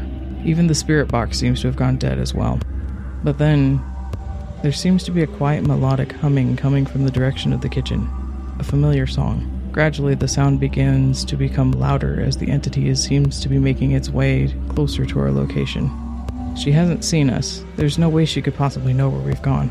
The sound reaches the closet, and to my horror, very slowly, almost idly, the door in front of me starts to open. Panicked, I pull it shut again quietly and hope that perhaps she didn't notice, but then the door in front of my partner does the same. He also manages to pull it shut quietly, and we relax ever so slightly when we hear the humming start to move away from our closet as she seems to head for the nursery and other child's bedroom near the front of the house. Our relief is short-lived, however, as the humming draws near again and my breath catches as my closet door once again starts to open, and his as well when I pull mine back shut. We decide now to firmly hold the doors shut as they begin to rattle, the spirit somehow thwarted by our efforts, but we don't question it and simply hold fast to keep the doors shut. This goes on for several long moments before the spirit, or perhaps demon for all we know, shrieks her rage, and with a final hard bang on the doors, everything stops again. The house is bathed in silence as thick as the darkness, but we remain motionless, firmly clinging to the doors just in case. Then, very faintly, we hear the deadbolt on the front door unlock. In unspoken agreement, we decide to take no chances as we fling open the closet doors and book it for the front door, which blessedly remains unlocked, and we are able to burst forth into the still night air. We waste no time gathering our equipment back up nor catching our breath. We lock the trailer back up and hop in the truck cabin, booking it out of there as quickly as we can. I've never feared for my life like I did that night in all the years I've been doing investigations, and I don't think I ever will again. Especially since my partner and I have called it quits. You know, just to be safe. This is Dana from the Crime Diner. For your scary bedtime story, I thought I'd try my hand at a story that came from my own brain. I would like to warn you, any resemblance of real-life people, places, or things in this story is strictly coincidental. Enjoy. Charlie woke up in a cold sweat, feeling like she was ripped from the deepest of sleep. She was trembling, and she couldn't catch her breath like she had been running a marathon just moments ago. Her heart was racing, and her mouth was bone dry. As she reached for the glass of water on her bedside table, flashes of the dream she had been having slammed her memory. God, it felt so real, so intense. She shook her head a little, trying to gather her thoughts and make sense of the things she had just seen in her dream. She had been running in the woods. The way her heart was racing made her think she had been running from something. But the feeling of rage that was slowly subsiding made her question if she had been running after something. She remembered the blood. There was so much blood on her hands, so much that she checked them while she was sitting in her bed to make sure she had only been dreaming. For a brief moment, she thought she remembered a voice, not her voice, a deep, raspy voice that made her shiver once more. Why was she having such a violent dream? That seemed so odd. Charlie didn't usually dream, or if she did, certainly she didn't remember them. Her sleep was always so broken and disjointed. It never really allowed her to get a deep enough sleep for dreaming. But as she thought about it, while slowly taking sips of the water, she felt like she'd seen those woods. They looked familiar. It wasn't like a forest or anything. It reminded her of that little hidden trail that she had found one day while she was on a date with the last girl she let break her heart. The lurch in her stomach when she thought of Brittany helped her forget momentarily how much that dream had shaken her. The sun was coming up. She knew she would never be able to get back to sleep. So she got up and decided to go back to the station. Maybe they'd allow her access to the evidence again, see if she could come up with anything else to help the case. Charlie was often recruited by police for her unique abilities to help with cases that were a little more difficult for them to solve on their own. Of course, anything she told the police that she'd seen in her visions was inadmissible in court, but most of the time, she was able to get them pointed in the right direction when they were stuck. When she arrived at the station, Detective Kennedy was already sitting at a long table with all the evidence that was not out at the lab for testing. Clearly, he had not been able to sleep either. Kennedy wordlessly handed her the crime scene photos. He knew what she came to do. He knew that she was obsessed with the case just as much as he was. Charlie had seen these pictures what felt like 1,000,000 times in the last week, but this morning, as soon as the photos touched her skin, the dream from just a few hours ago came crashing back. The tiny trail in the woods with Brittany flashed in her mind, and Detective Kennedy saw her visceral reaction. The body of the unknown woman had been found posed very graphically in the sand underneath the boardwalk. It was obvious to even the untrained eye that this murder had taken place somewhere else, since there was almost no actual evidence at the scene.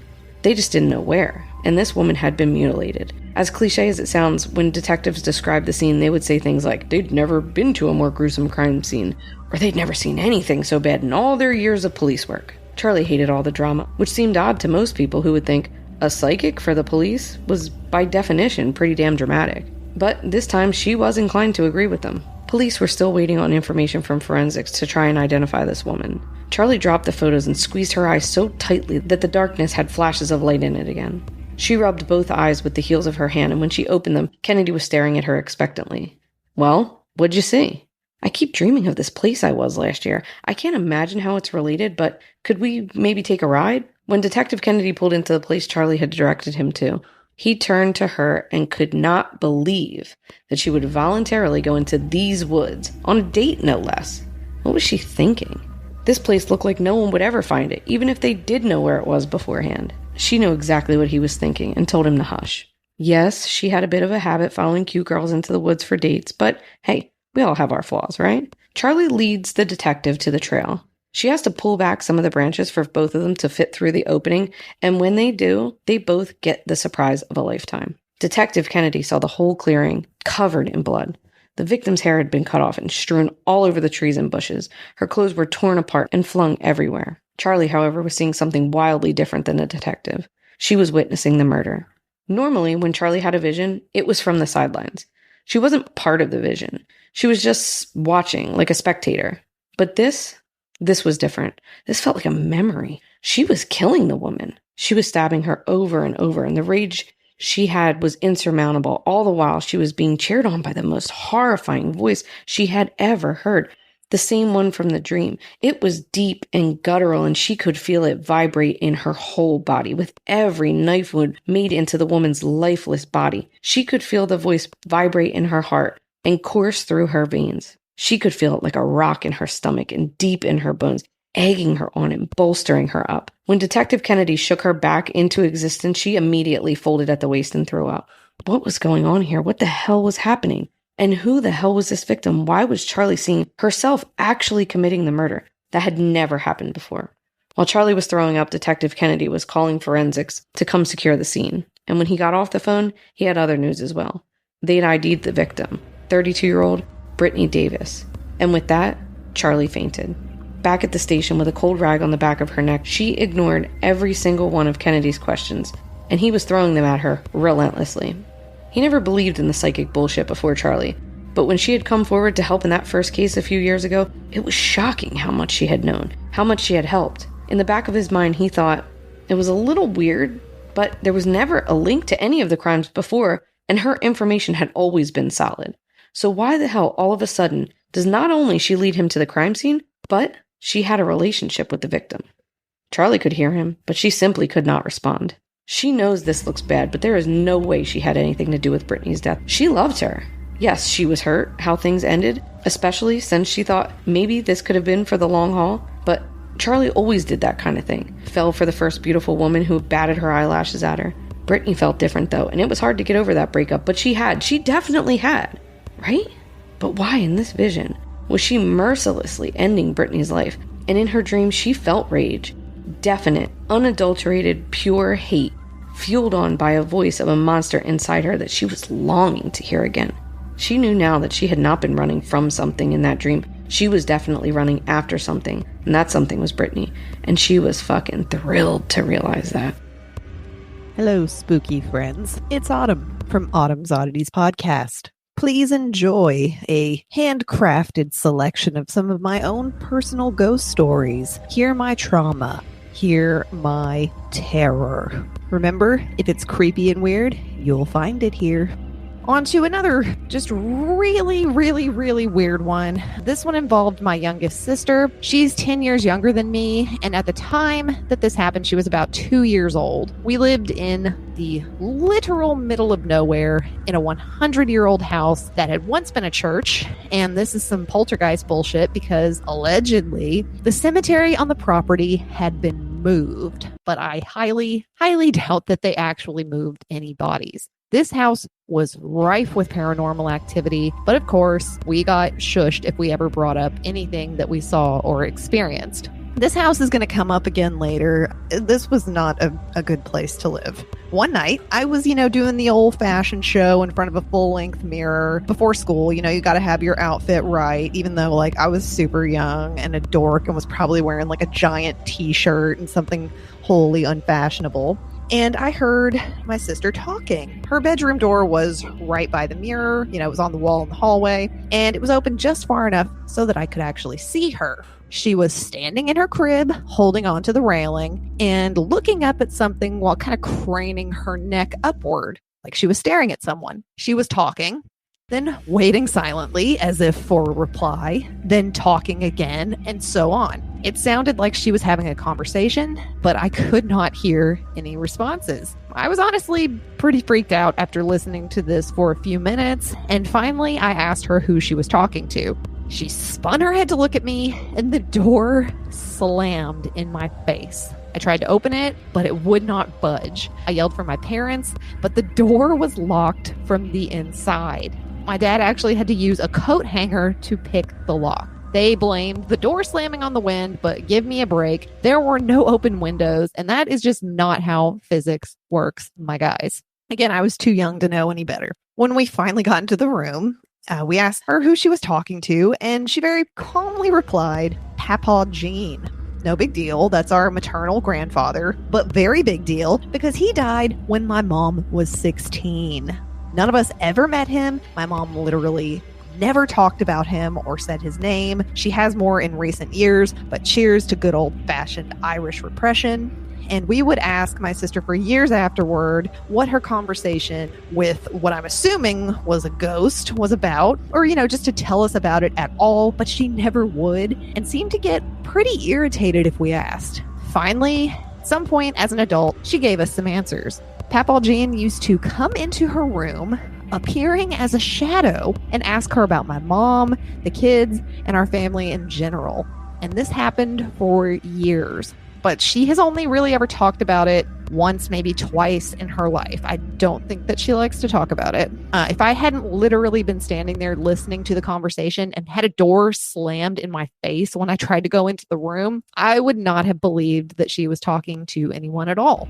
But the fact that she knew the name of our long dead grandfather and claimed to be speaking to him was too much of a coincidence and too elaborate a story for a 2-year-old to concoct. I don't know what she was talking to. I kind of don't think it was him. We're going to get into that a little more later. Well, hang on to your butts for this one. Like literally, you are going to get chills at the end. My brother, I'll go ahead and name him. His name is Matt. I didn't want to name my sister. She's a teacher and I don't know if she wants her business out in the world. Was in kindergarten and his class had a field trip to the pumpkin patch. Yay! As we were getting ready to leave the house, my brother asked my dad to tie his shoes 3 times extra tightly because he didn't want them to fly off. All right. My dad thought this was a weird request, but he did it anyway. You know, kids say weird shit all the time. If you've ever been around kids, you can confirm. Anyway, kindergartners were riding on the school bus and the parents, / families that wanted to go followed behind in their cars. This was a really popular field trip. Pretty much everybody went with their families if they had a kid in the kindergarten class. The roads were very narrow, almost 1-lane country roads with no shoulder at all, and in some places, a pretty steep drop. So we're just driving along, and my sister, another sister, probably was singing too loudly, and I'm telling her to shut up or something like that. It's just a normal day until we're not far from the pumpkin patch, and we watch as the bus tips over and rolls partially down a hillside. It was absolute chaos. There were no seatbelts in buses then, not sure if there are now, but no one knew if the kids inside were dead, injured. No one knew anything. It was just a nightmare. All kids were taken to the local hospital, and luckily, most of them were only mildly injured with a few broken bones. It obviously could have been much, much worse. Imagine if it had tipped at one of those points where there was a steep drop. I really don't want to. But take a wild guess. What was laying all over the road around that overturned school bus? Children's shoes. Yeah. So to recap, my brother wanted his shoes tied extra tightly so that they wouldn't fly off. He specifically requested that. My dad was kind of messed up about it. My brother did not have an explanation as to why he made that request or how he knew that something was going to happen. I think that he may be clairvoyant, to be honest. I'm telling you, that one haunts me. How could he have possibly known to request that his shoes be tied extra tightly so that they wouldn't fly off? Like, did he see something? Some sort of final destination premonition? I'm not sure. But he has battled a lot of personal demons over the years, over the decades, really, and seems to have now come out on the other side. And I can't help but wonder if the fact that he sees things has something to do with some of the issues that he's had. Hello, my spooky friends. My name is Keely, and I'm the host of Missy Mysteries, a true crime and paranormal podcast. As we go into the spookiest day of the year, tonight, I'll be telling you one of the scariest urban legends, the ghost of Bloody Mary, and just how you may be able to summon her this Halloween. Grab your candy, grab your sweet treats, and your hot chocolate, and let's dive in. There are many origins to just who Bloody Mary was in life, but the one I grew up hearing was about Queen Mary, or Mary Tudor, the daughter of King Henry VIII and Catherine. After King Henry's death in 1547, her younger half-brother King Edward VI took the throne but died at the age of 15 in 1553. Mary forcibly took the throne from Edward's cousin, who he had named during sickness, to try to keep the line Protestant. Mary taking the throne made her the first queen to receive the English crown from her birth order rather than being married to a king. During her rule, Mary gained the name Bloody Mary due to 280 executions of Protestants who opposed her rule under the Catholic Church. Queen Mary died in 1558, although the ritual to summon her can only be linked back to the 1970s. This ritual is much like a game young women have played for centuries to see if their future husband would appear in the mirror while they did the ritual Or if they saw a skull skeleton behind them, it means they would die before they married. But instead, you are summoning the spirit of Bloody Mary. To start this ritual, you will take a candle and go into a dark room or bathroom alone. It is very important that you're alone, and of course, that it's dark. Hold the candle or set it down in front of you as you stand in front of the mirror and light it. Look into the mirror, then close your eyes while saying Bloody Mary 3 times, slowly and clearly. When you open your eyes, you may see the spirit of Bloody Mary standing behind you while the mirror drips with blood, maybe even cracked. This is if she hasn't already scratched her eyes out. If you're lucky enough, you will blow out the candle, ending the ritual, and leave the bathroom. But be careful, because reflections are everywhere, and you never know what reflection you may see her in next. Hey there, my name's Sarai, and I host a spooky podcast called Freaky AF. I was born with a medical condition. Doctors have never been able to tell me exactly what it is, but if my body temperature goes anywhere above 100 degrees Fahrenheit, I start having convulsions. I'm also susceptible to having fevers anytime I get sick with practically any ailment, so you can imagine how much of a germaphobe I've grown to be. This one night, it got really bad. I was around 8 years old at the time, and I can remember my mom giving me some NyQuil to help fight the fever, and to hopefully lull me to sleep. It's tough to get a wink of shut-eye when your body is burning up at a whopping 104 degrees. It was miserable. I could feel the medicine working its magic on me, and my eyes began to slowly shut. One thing I always hated about running a fever was that my mom absolutely forbade me to cover with a heavy comforter. For some reason, I can't sleep with just any kind of blanket. It's gotta be thick and fluffy, something that I can lose myself in so that it feels like I'm sleeping on a cloud. But whenever I was running a fever, my mom would force me to sleep with one of those thin, flimsy covers, which I guess was better for my temperature, but I most definitely wasn't happy about it. Nonetheless, she'd at least let me sleep with my rotary fan on the low setting, because if there's no fan sounds, you can just forget about it. I felt my body fall deeper and deeper into slumber when something suddenly pulls me back. A noise, and a loud one at that. It's my fan, but why is it so loud?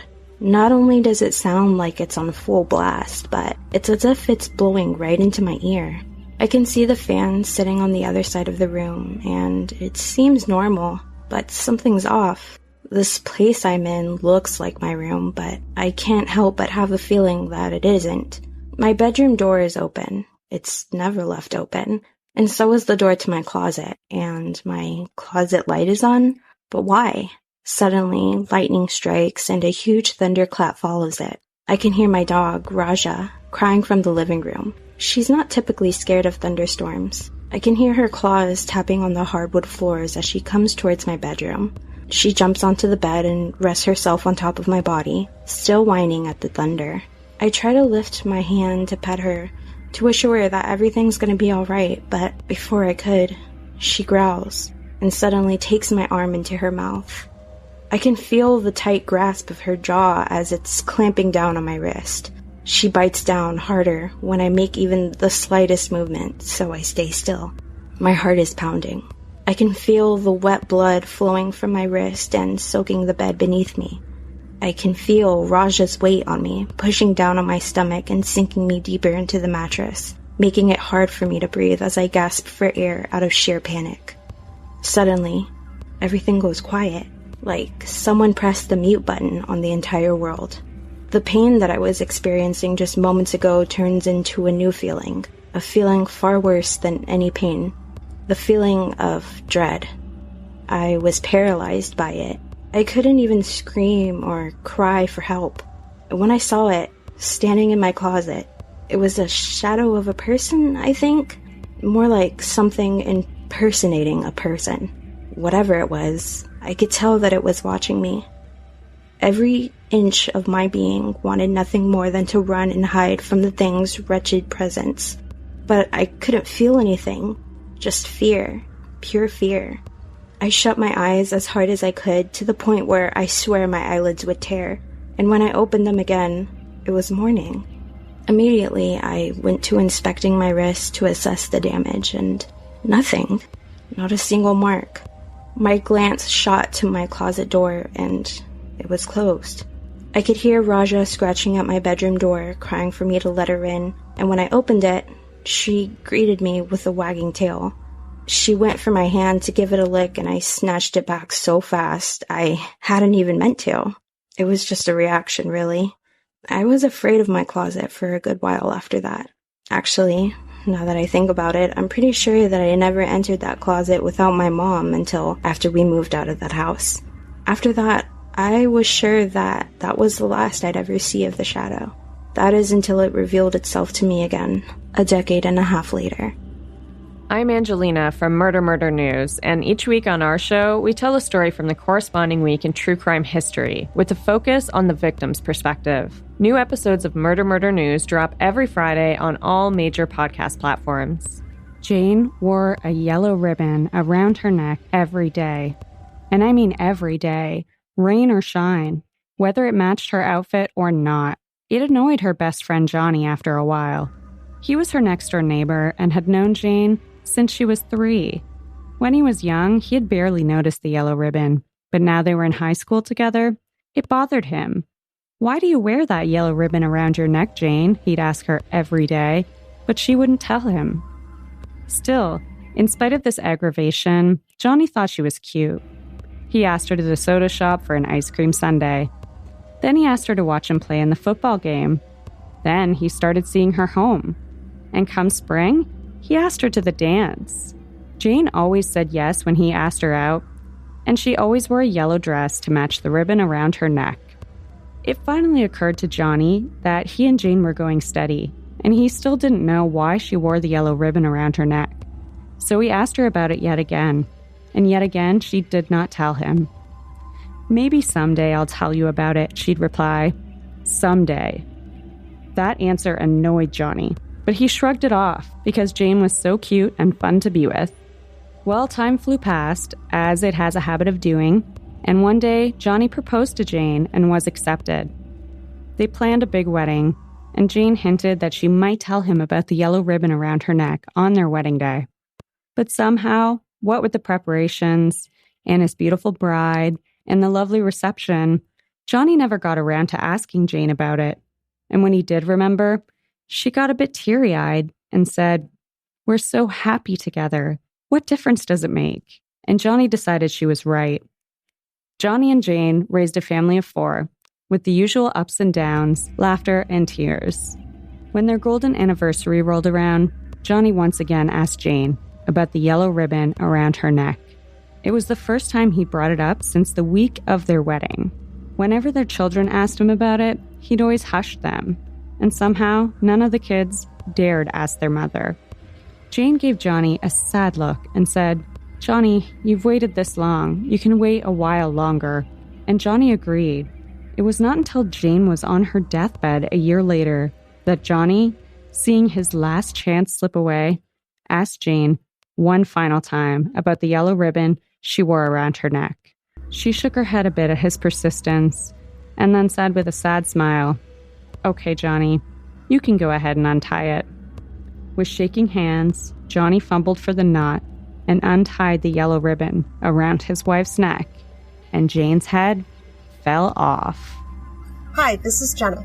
And this is Kelly. And you're listening to our ODFM Halloween special.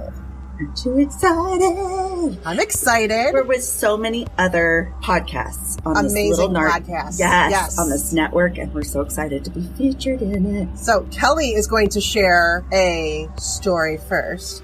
Do you believe in werewolves? Will I by the end of the story? No. I am on the fence about Bigfoot. I'm on the fence. Okay, you're open werewolves. to it. But this guy, he certainly believed in it. In 2018, he's 34-year-old Pankaj Basing. Well, he walked into a window store in Alexandria, Virginia. He needed to check some boxes that he believed had human DNA, like UPS. So he then, when he's going to check these boxes, he sees Brad Jackson, who's a 65-year-old manager of the store, and he presumes that Brad would have some knowledge about, quote, boxes with human DNA. So weird. So the two get in an argument because I don't know what you mean by boxes with DNA. And Pankaj's like, come on, I know you know about this. After the interaction, Pankaj believed that Brad was turning into a werewolf. He just decided... As one does when you get into an argument. Maybe he had figured Brad had too much werewolf DNA to recognize human DNA. But doesn't that mean he has, like, better, like, sniffing ability? His reasoning does not hold water. No. It would go opposite that. He would be less of a werewolf. Okay. So in reaction to this, he stabbed Brad over 50 times. Holy shit. Gouged his eyes out with a box knife. That escalated quickly. Very fast. Brad was found with cuts to his head, neck, and torso with a box cutter nearby. A dry erase marker also was believed to be used in the attack because the marker's cap was found embedded in Brad's body. Okay. Like, was he trying to stab him with a marker? Don't you need a silver bullet? Was not silver. An Expo pen? Maybe it was a silver Expo pen, and he's like, it's good enough. A UPS driver, he's delivering boxes at the building. He goes to drop off a package, and he's like, he sees a man kneeling on the floor praying. He's like, okay, not totally weird, a little weird, not totally weird. Right. So then he's going about his business. And then he sees this same man run out of the second floor business and jump into a Mercedes parked on the street. A woman and her child were in the Mercedes when the now naked Pankaj jumped into the backseat. At what point now did he get naked? When did that happen?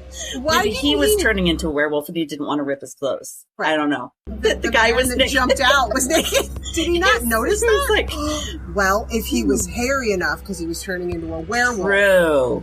Oh, the rest of the marker, though, so it was later found in the Mercedes with Pankaj. The mom, she's in there, she's screaming for him to get out. They don't know this guy. With the mom and the kids still in there. Instead, he was not getting out, so they jumped out and they locked him in until the police get there. Does he not know how to use the door locks? Maybe not. Maybe he's in the back seat and there are no unlockers back there, sometimes. Or on the front, if you're a mom, you can lock it so they can't be unlocked from the back. And somehow they kept him in there. So cops arrive. They find Pankaj in the car with the capless dry erase marker and Brad dead in the business. Oh my God. God. Medical examiner later determined Brad had died of multiple blunt force and sharp force injuries. So while he's being arrested, Pankaj told police, I killed the wolf, and that there was still time to save 99% of the moon and planets. I don't know if he was running on all cylinders or he knows something we don't know, but it was very important information at the time. And something was off. Just saying. Either that one person had all the information to the secrets of the universe, or it's... And this was 2018, and we're all still here, so I think we're all right. A jury never came to the consensus if Pankaj was even fit to stand trial. They hear the same story you just told me. I think, and then some, because I bet I don't have all the details. Right. But the judge decided that he needed to serve time in a mental institution. He spent 3 years there and was released 2021. Killed somebody. In a really freaking horrid way, Right. So, hairy people out there, beware. This guy's back on the street. Exactly. Beware, because his release is conditional on the long list of requirements. So Pankaj must take his medication, thank God. Submit to drug and alcohol testing. This is weird. Pay for his own GPS monitor, but please don't make him go get a job somewhere. That is scary. Well, yeah, I mean, I understand he should have to pay for it himself, but how does he? Can he hold a job? I don't know. I think they said they thought it was severe bipolar. Anyway, he must either live with his parents in Alexandria or Fairfax County, or he has the option to move into an apartment that's tied with a mental health agency, but the parent must still live nearby. I mean, he's in his 30s. It's not like he's a kid. Oh, and he has home visits by community service support staff. Thank God. But Pankaj just got into trouble again after posting on online dating sites all over the place. This is pretty good. He described himself as an easygoing adventurer who believes in universal connection. But it gets better. He says that he's been away for a couple years traveling. Yeah. He was traveling, but just his mind and his body was still here. His body was in an institution. Can you imagine meeting somebody on an online dating site and then thinking, I really like this person. Yeah. I'm going to just do a quick background check. That's what comes up? Horrifying. And I think he had a different name on his online dating sites. It was like PK or something. So, what it doesn't say, that is, he's nicknamed the werewolf killer in the neighborhood. And his vacation was really a 3-year stint in a Northern Virginia mental institution. But family member of the deceased, Brad Jackson, actually came across the dating profile and took screenshots, sent it to the prosecutors. They didn't even know. So now they have recently filed a motion to bar him from using social media or to require software that allows his social media to be supervised. So the judge did order that he has to take down his social media profiles. And he said that he agreed with prosecutors that the descriptions were intentionally misleading. Excuse me, I'm a werewolf hunter. And in my spare time. Oh, this guy. But as long as he's on his meds, I hope everything is well. Holy crap. So that's the story of someone who believes in werewolves anyway. Okay, Halloween. Let's hear your story. All I'm right, so excited. mine's pretty Halloweeny too. Okay, so I'm going to tell you about Natalie Moskvin, who is a genius Russian historian, linguist, and a philologist. Philology is the study of language in oral and written historical sources and literary texts. Very cool. So he's a certified genius. He speaks 13 languages. He was a college professor and a journalist. Like when you see those Egyptian manuscripts and those types. He reads all that stuff, right? Wow, that's awesome. He was born September 1st, 1966 in Gorky, Soviet Russia, which is now known as Nizhny Novgorod, Russia. I don't know. Wow. It's the 5th largest city in the country. He considers himself, he's a self-proclaimed expert in the city's cemeteries. Hey, I love cemeteries, honestly, so... There's loving them, and then there's Natalie. His main area of academic interests were Celtic history and folklore, as well as languages and linguistics. But he was fascinated with studying cemeteries, burial rituals, and the occult. Those are some interesting, weird things that people get into that. Not necessarily a red flag, right? He had over 60,000 books and documents and a large doll collection. People described him as both a genius and eccentric, which, again, none of this is really that weird. Anatoly, or however you say his name, he never dated. He's always lived with his parents. Reportedly, he's never smoked, never drank. He was a regular contributor to Necrologies, which is a weekly publication about cemeteries and obituaries. He wrote an article in October of 2011 where he discussed how his dark obsession began. This is where things start to get creepy. In this article, he explains how in 1970, when he was about 13 years old, a group of men in black suits stopped him on the way home from school. And they were headed to the funeral of an 11-year-old girl named Natasha Petrova. The men took him with them and forced him to kiss the girl's corpse. What? What purpose would that serve at all? Like hoping to wake her up like she's Snow White or something? I don't know. Right, like she's Snow White. It wasn't just like, at first I was like, wow, this sounds like a bunch of assholes. Well, it gets a little weirder. A quote from the article reads, "An adult pushed my face down to the waxy forehead of the girl in an embroidered cap, and there was nothing I could do but kiss her as ordered." He wrote, "I kissed her once, then again and again. The girl's grieving mother put a wedding ring on his finger and one on her dead daughter's finger." And even at that point, he wrote, "My strange marriage with Natasha Petrova was useful," he said, because it led him to a belief in magic and a fascination with the dead. I realize this mother is probably in a state of crisis because her daughter died. Her young daughter died. In 2005, a fellow academic commissioned him to summarize and list the dead in more than 700 cemeteries in the 40 regions that surrounded this Nizhny Novgorod or whatever. And Natalie claims that from 2005 to 2007, he visited 752 cemeteries in his hometown. He would take detailed notes and then research the histories of those buried there. He claims that to have walked up to 20 miles per day doing this, sometimes sleeping on hay bales and drinking rainwater from puddles. Okay, that seems excessive. I don't know if you need to be that devoted to that work. There were weekly newspapers that published documentaries of his research with titles like Great Walks Around Cemeteries and what the dead said. He even said that he spent a night sleeping in a coffin that had been set up for a person's funeral the next day. It's like, this looks comfortable. So, all this is really odd. In 2009, people in the area began finding graves of their loved ones dug up or desecrated. Natalie had been questioned multiple times by police while he was researching, but he was never arrested or detained or anything because he would show his, academic credentials and be like, this is why I'm here, I'm doing this research. But then on November 2nd, 2011, 46-year-old Natalie was arrested by police who were investigating several desecrations of Muslim graves when they found him painting over pictures of the deceased. And I don't know why, but apparently after he was arrested, 8 police officers then went to the apartment that he shared with his parents and found a scene that will forever haunt their dreams. Okay. Inside... Is this a Norman Bates thing? I'm expecting a Norman Bates Oh, situation. God. Inside, authorities found 26 life-sized doll-like figures. It was a very cluttered, very hoarder-like place.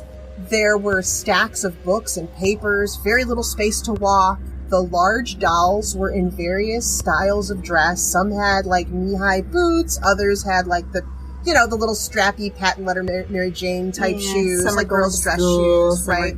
Some of them had their faces and hands covered in fabric and then makeup applied over the fabric on their faces.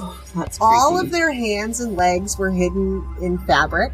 And upon further inspection, they realized these were not dolls. These were the mummified corpses of human girls.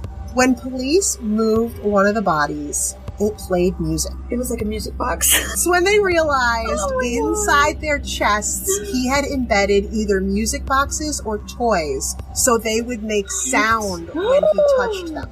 Police also found plaques that were removed from gravestones, instructions on how he made the dolls, and just general doll making instructional booklets, maps of local cemeteries, and a collection of photographs and videos showing graves being opened and then disinterred bodies. It became apparent that the clothes worn by the dolls were the clothes the girls were buried in. One girl had a piece of her own gravestone that had her name on it embedded inside her. Another had the hospital tag with her date and cause of death. And a third had a dried human heart inside. On YouTube, you can watch the police video of the apartment showing the dolls seated on shelves. Oh, I'm not kidding you. They're on shelves or sofas or piles of paper. And I mean, don't think I can watch it. I can't be unseen once you see that shit. You can't, right? No. Did you watch it? Of course I did. At least you don't know exactly what they're saying because it's all in Russian. Yes, thank God. But it was later discovered that most of the girls came from local cemeteries, and some may have come from as far away as Moscow. They ranged in age from 3 to 25. 3? Dude, that is not your child bride, honey. And one corpse he had in his possession for almost 9 years. And Natalie was very cooperative with police, and he told them that he made the dolls over a period of 10 years. His parents spent most of the year away from the apartment, and so at the time of his arrest, his mother, 76-year-old Elvira, she was quoted saying, "We saw these dolls, but we did not suspect there were dead bodies inside. We thought it was his hobby to make such big dolls and did not see anything wrong with it." Neighbors, of course, were shocked. They said that he was quiet and his parents were nice people, but they did note a rancid smell that came from the apartment whenever he opened the door. But they kind of chalked it up to, it's Russia. There's a lot of really old buildings. There's a lot of vague rotting smell that you find in the basements of these buildings. So again, how depressed are these people? Because that smell that didn't shock them. Detectives found shoes in the apartment that matched footprints near the desecrated graves that they were investigating. So, we're pretty sure we got the right guy. As well as numerous grave decorations and burial accessories like metal nameplates taken off headstones, that kind of stuff. Although only 26 bodies were discovered, they suspect that he desecrated about 150 graves. He admitted to drying the corpses using a combination of salt and baking soda, and then he would store the bodies in secure, dry places around the cemetery. So he did this at the cemetery. He dried them out at the cemetery. Once they had dried, he brought them home where he turned them into dolls this is how he explained it. This was a temporary solution until he could discover a way to bring them back to life. He prettied them up because he felt that their physical remains were too decayed and ugly for them to feel really comfortable and happy, and he was thinking of them. So he would wrap their limbs in like strips of cloth and stuff their body cavities with rags and padding. You know, in America, skinny is good. True. In Russia, you know, you want to look like you're well-fed. Well-fed is popular. Right, because that means you have money to, you know. Damn, I'd be so popular. So he would put sheer nylons or pantyhose like over their faces and hands so that their actual skin wouldn't be exposed. Sometimes he gave them wax masks. I have a picture of one of those. That sounds horrifying. And then he'd paint them with nail polish because, you know, you don't want your makeup to fade. On some, he put buttons or toys in their eye socket so that they could watch cartoons with him. Oh, that's horrifying. Then he dressed them in brightly colored clothing with hoods or gave them wigs. He explained that he made the dolls because he was lonely and his biggest dream was to have children. And he said he tried to adopt, but the Russian adoption agencies wouldn't let him because he didn't make enough money. He denied having any sexual attraction to the dolls and considered them to be his children. He would talk to them, he'd interact with them, he celebrated holidays for them, he held birthday parties. I guess he probably hung 26 stockings on the fireplace. I don't know. Now looking, but see, they literally were stuffed. In court, he confessed to 44 counts of abusing graves and corpses. This is why I couldn't do one doll for murder. He didn't murder anything. In court, he addressed the victim's parents saying, "You abandoned your girls. What? I brought them home and warmed them up." He told authorities, "Don't bother reburying them too deeply. I'm simply gonna dig them back up when I'm released." In a hearing in 2012, the court deemed him unfit to stand trial, and they released him from any criminal liability. He was diagnosed with schizophrenia and sentenced to time in a psychiatric ward. While in treatment, Natalie explained how his hobby began 20 years earlier while searching the obituaries for recently deceased children. I know that older people will search the obituaries because they're looking to see people they know died. He was looking for children, right? And when he would find an obituary that spoke to him, he would go to their grave and sleep on it in order to determine if the spirit wished to be brought back to life. He insisted that when he began, he never dug up a grave without the permission of the deceased child inside. As he got older, it became physically painful for him to sleep on the graves. So, naturally, he began bringing the bodies home so that it would be more comfortable for him to sleep near them, right? Plus, he thought the spirits would be more willing to speak in a safe, welcoming home, and then it would be easier to hear them when they were speaking if they weren't underground. It was hard to hear. Natalia Kardamova, the mother of 10-year-old Olga, did not know that the grave she had visited for 9 years was empty. She was quoted saying, "I still find it hard to grasp the scale of his sickening work, but for 9 years he was living with my mummified daughter in his bedroom." She said, "I had her for 10 years, he had her for 9. 6 years later, in September of 2018, there was a hearing that would give him the opportunity to continue his psychiatric treatment in his own home. His doctors believed he was no longer dangerous and petitioned the court to release him for outpatient care. As of April of 2022, he was given a new diagnosis in the hopes of ending his incarceration in the hospital, where he's lived for the last 10 years. He is now 55 years old, and his new diagnosis is simply incapacitated. And this would mean that he could be released to live with friends or relatives. And Natalie said he wants to marry his girlfriends, and he wants to work as a foreign languages tutor, but he still refuses to apologize to the families of his victims. Right now, he's just incapacitated, but I don't know. We'll have to, watch the news to see if he actually gets released. Yeah, so there you go. We managed to do the true crime Halloween creepy-ass special. Thanks for joining us, and we hope you'll listen to our regular show ODFM podcast, which comes out weekly on Mondays. Thank you. Thanks, Darkcast. Hey, I'm Gina. My co-host Amber and I host the Weird True Crime podcast, where we cover true crime cases that will leave you asking yourself, did that really happen? We'll dive into well-known and not-so-known cases throughout history. Some are unsolved, and some are just unbelievable. We'll also talk about current news topics that range from kooky to questionable on episodes that we like to call Weird Headlines. Be sure to subscribe and listen on your favorite podcast service. The house I grew up in on Stout Oak Trail was built in the early 80s in one of those cookie-cutter neighborhoods with a set amount of floor plans scattered among each other. My parents bought our house in 1986, when I was just an infant, and I remember getting weird vibes when I was around 4 or 5 years old. It wasn't a big house, 1,800 square feet, 3 bedrooms, 2 bathrooms, kitchen, living room, you know, the standard stuff. But my bedroom always gave me the creeps. I never liked sleeping in it because I always felt like something was watching me from one of the corners of the room. I'd beg for my mom to sleep with me or find a way into their room pretty much every night because I was so uneasy. I had frequent nightmares about being stuck in our old Ford Bronco while it was driven by a disembodied hand, speeding through traffic, crashing through buildings. I'd also dream of a man in a long black cape with a black rimmed hat walking down the sidewalk on my street at night.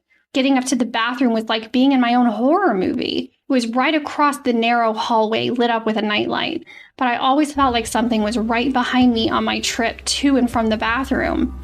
I'd usually run as fast as I could back to my room and shut the door, but then I still had to contend with whatever was watching me from the corner. My brother, who was 15 years older than me, moved in and out of the house a few times during my childhood. He would talk of hearing doors open and close at night when everyone was asleep. I heard it too on occasion. My bedroom window faced the space between our house and the neighbor's house, and we would hear someone whistling a tune sometimes at night in that direction. My mom always heard it too, but there was never anyone there. My brother finally moved out for good, and I decided I was tired of my creepy-ass room, so I moved into his. I no longer had that feeling that someone was watching me, but I wasn't in the clear. As I got older, I noticed my things going missing pretty frequently. Candy on the desk, a pencil, small trinkets or hair accessories or makeup just suddenly gone. And I mean gone. I would never find them again. One night, I was sitting on my floor listening to music on my giant 20-disc CD player, looking at myself in my full-length wall mirror hung on the back of my door. Suddenly, a Beanie Baby I had propped up on top of my giant computer monitor goes flying across the room. It didn't just topple off like maybe I had bumped the desk and it fell off. It went flying and landed several feet away from where it was sitting. I remember jumping up and running out to tell my mom. I can't remember her exact reaction, but it was definitely along the lines of, oh, the ghost just wanted to play, or something like that. This was probably the most obvious thing that ever happened in my home. My friend Amber, however, who lived in the same floor plan one street over, wasn't so lucky. You see, Amber lived in a mirror image of my house. We slept in the same bedroom. When Amber was a young kid, she remembers coming down with a cold or the flu and absolutely dreading it. Not because it's miserable being sick, but because of the nightmares that she always had. She didn't have bad dreams or nightmares very often when she wasn't ill, but every time she got sick, she had the same nightmares. All were about the man in the tall black hat. One of the worst ones she had was before she was even 10 years old, and she was still living in her family's lime green trailer before her little brother was born. She got a cold and had a dream that the man in the tall black hat was tearing up the bed trying to get her. The dream itself wasn't a movie-like dream, but more of an abstract feeling. The only discernible thing about him was his hat and that he was tall and wearing all black, almost like a business suit. Fast forward to after her brother was born and they moved into the house on Hardwood Trail, the mirror image of mine. She got sick and dreamt about the man in the tall black hat again, but this time, other than the man, everything was super vivid. She told her mom about it, and she had never told her before about any of these dreams. All the color drained from her mom's face when she told her about the dream and described the man in the tall black hat. Her mother told her that she had a dream about the same man. Tall, no discernible facial features, tall black hat, and wearing all black. In her dream, the doorbell rang and she answered it to find the man in the tall black hat standing on the other side. He didn't say a word to her, but after a moment he tried to reach through the door and grab her. Her mom dodged out of the way and proceeded to shut the door on the man. But before the door closed, she saw him look over her head at the back door that was directly behind her on the other side of the living room. She turned and ran to the back door and slammed it shut just in time for him to start banging on the door. He had made it around the house to the back door in the time it took her to cross the room. After that, he just banged on every door and window in the house until she woke up from her dream. A few days later, her mom was telling her sister about the dreams, and to their surprise, she informed them that her 3 kids also had nightmares about a man in a tall black hat. Oddly enough, though, once Amber told her mom about the dreams, neither of them dreamt of him again. The man in the black hat wasn't the only thing Amber's mom experienced in their house on Hardwood Trail. She was vacuuming one day in the narrow hallway between the bedrooms when she looked up and saw a little boy standing in the doorway to the master bedroom. She guessed he was about 4 years old. He was wearing overalls with a long-sleeved white shirt underneath and tennis shoes. His hair was almost white. It was so blonde, and he had blue eyes. He just looked at her for a moment, and then he was gone. Along with the little ghost boy, Amber's house on Hardwood Trail was constantly making her family second-guess what they saw or heard. All of them, even her dad, who never believed in anything even remotely paranormal, would hear a radio playing in the middle of the night. They would get up and check every room in the house to make sure there was nothing on, or they would even check outside to see if someone was blasting the radio, but everything was silent. They couldn't make out the song or what the voices were saying, but it was easy to tell that it was like an old-timey radio station of some sort. Several nights they would be woken up by this radio playing and could never figure out where it was coming from. To add to that, I remember one night when I was sleeping over at Amber's house and we were watching the movie Grease in her living room. There was a night light plugged into the end of the kitchen counter that started flickering erratically before turning off. I always had the same feeling of being watched in her house, too.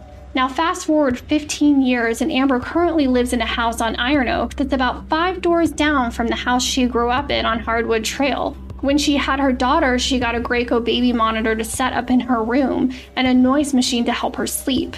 At first, they just used the white noise setting on there since they just wanted it to not be so silent. But one night, she was sitting out in the garage with her mom and her husband, Patrick, and had the monitor with her. All of a sudden, they hear a man's voice coming from the monitor. They couldn't make out what he was saying or anything at first and thought it was just interference from a neighbor or something. But then that old-timey music started and it sounded just like the radio she heard all of those years before.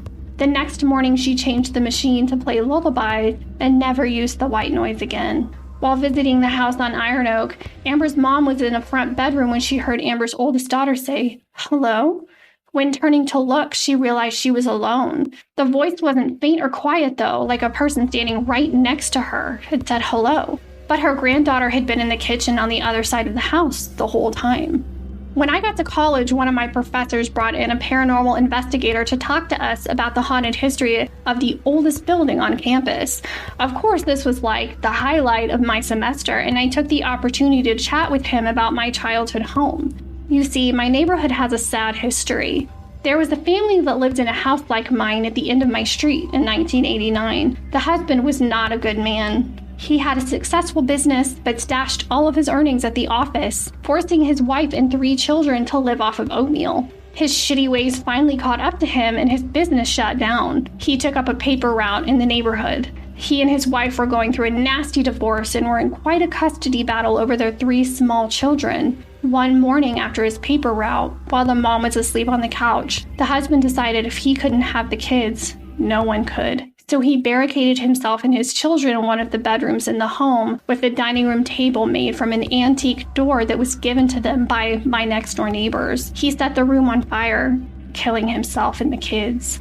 I told the investigator about the happenings in my home and my friend's home. I also told him about the sweet babies who lost their lives much too soon due to greed and anger. He solidified my thoughts that day about why these things were happening in our houses. The spirits of this broken man and his children were drawn to our houses because they were familiar and close by. The kids probably wanted to play or be seen, which is why they stole items, tossed my toys, and appeared to Amber's mom. The darker feeling was the man hovering over me while I slept or following me in the halls, opening and closing doors, whistling between the houses. The investigator said Amber probably had more intense occurrences because her house was closer to the house where it happened. It made me wonder if other people in the same floor plan ever had weird happenings in their home. My parents still live in that house, and now my kids spend the night in my old room when they stay with them. They are 9 and 6, and neither have ever said anything about eerie or uneasy feelings while sleeping there. Though, even at 37, I still get weird vibes. Hi everyone, my name is Raven, and I'm the host of Rogue Darkness Podcast. As part of the Darkcast Network and in honor of spooky season, I wanted to share a personal story with you that I can only describe as paranormal. I've had several odd and what I would personally consider paranormal experiences, from a plethora of shadow people encounters, to taps and thuds from within the walls, to seeing someone coming up the stairs when in reality, no one was there. The story I'm going to be telling you had happened to me close to 15 years ago when I was babysitting one of my mom's friend's children. They had one of those toy Ouija boards that glows in the dark that you can find at most toy stores, complete with a plastic planchette. Not something most would deem as a legit Ouija board used to commune with the dead. At that point in time, I had never played with anything like that before, so I wanted to give it a try to see if we could make any type of contact with the other side. So me and the girl sat down at their kitchen table, and each one of us put our fingers on the planchette. She asked if anyone was there with us, but there was no response. We waited a few minutes, then I asked the same question. Is anyone here in the room with us? Still, no response. We did this for about 10 minutes with no response. I ultimately got bored of nothing happening, so we decided to stop trying. We moved the planchette over goodbye and then put away the board. After the board was put back with the rest of their myriad of board games, we decided to play hide and seek, which to this day is still one of my favorite games. We decided to play hide and seek in their basement, which was huge, and not to mention unfinished. So it definitely had a bit of a creepy factor to it. I counted first.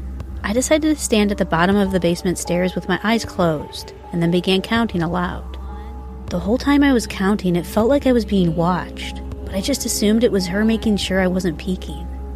Once I got to 10, I started looking for her. Ready or not, here I come. It took me a while to find her, but the creepiest part was the whole time I was looking, I felt like she was right around the corner. But every time I got to a new area, she was nowhere to be seen. The immense sense of being watched by something unknown, it hung extremely heavy in the air. When I finally found her, she was giggling, saying that she was surprised I didn't find her right away. I told her it felt that she was in other spots because I felt a presence wherever I looked. This clearly creeped her out, and her face went from giddy to extremely spooked. She then told me to run upstairs, so I did, my heart pounding with every step. When we got back upstairs, she told me that the reason she was surprised I didn't find her right away was because she could have sworn she saw me walk past where she was hiding at least 3 times. It's as if both of us were seeing and hearing things that weren't really there. Now, whether or not this was something that came from the Ouija board to have a little fun with our hide-and-seek game, we may never know. The whole ordeal was extremely creepy, but luckily, nothing bad happened. And the only thing I can say is that I don't think any paranormal experiences I've had since are a result of playing with that board, especially since I had been having those paranormal encounters well before I ever touched that Ouija board.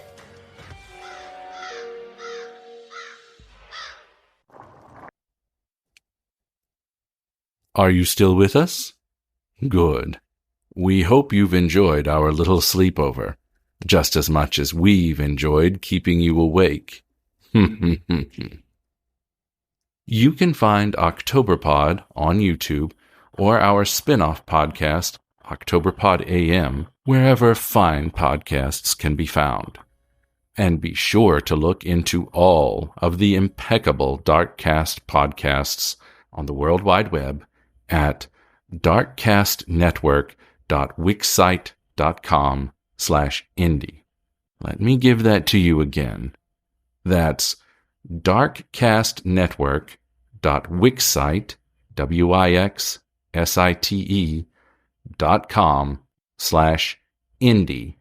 INDIE.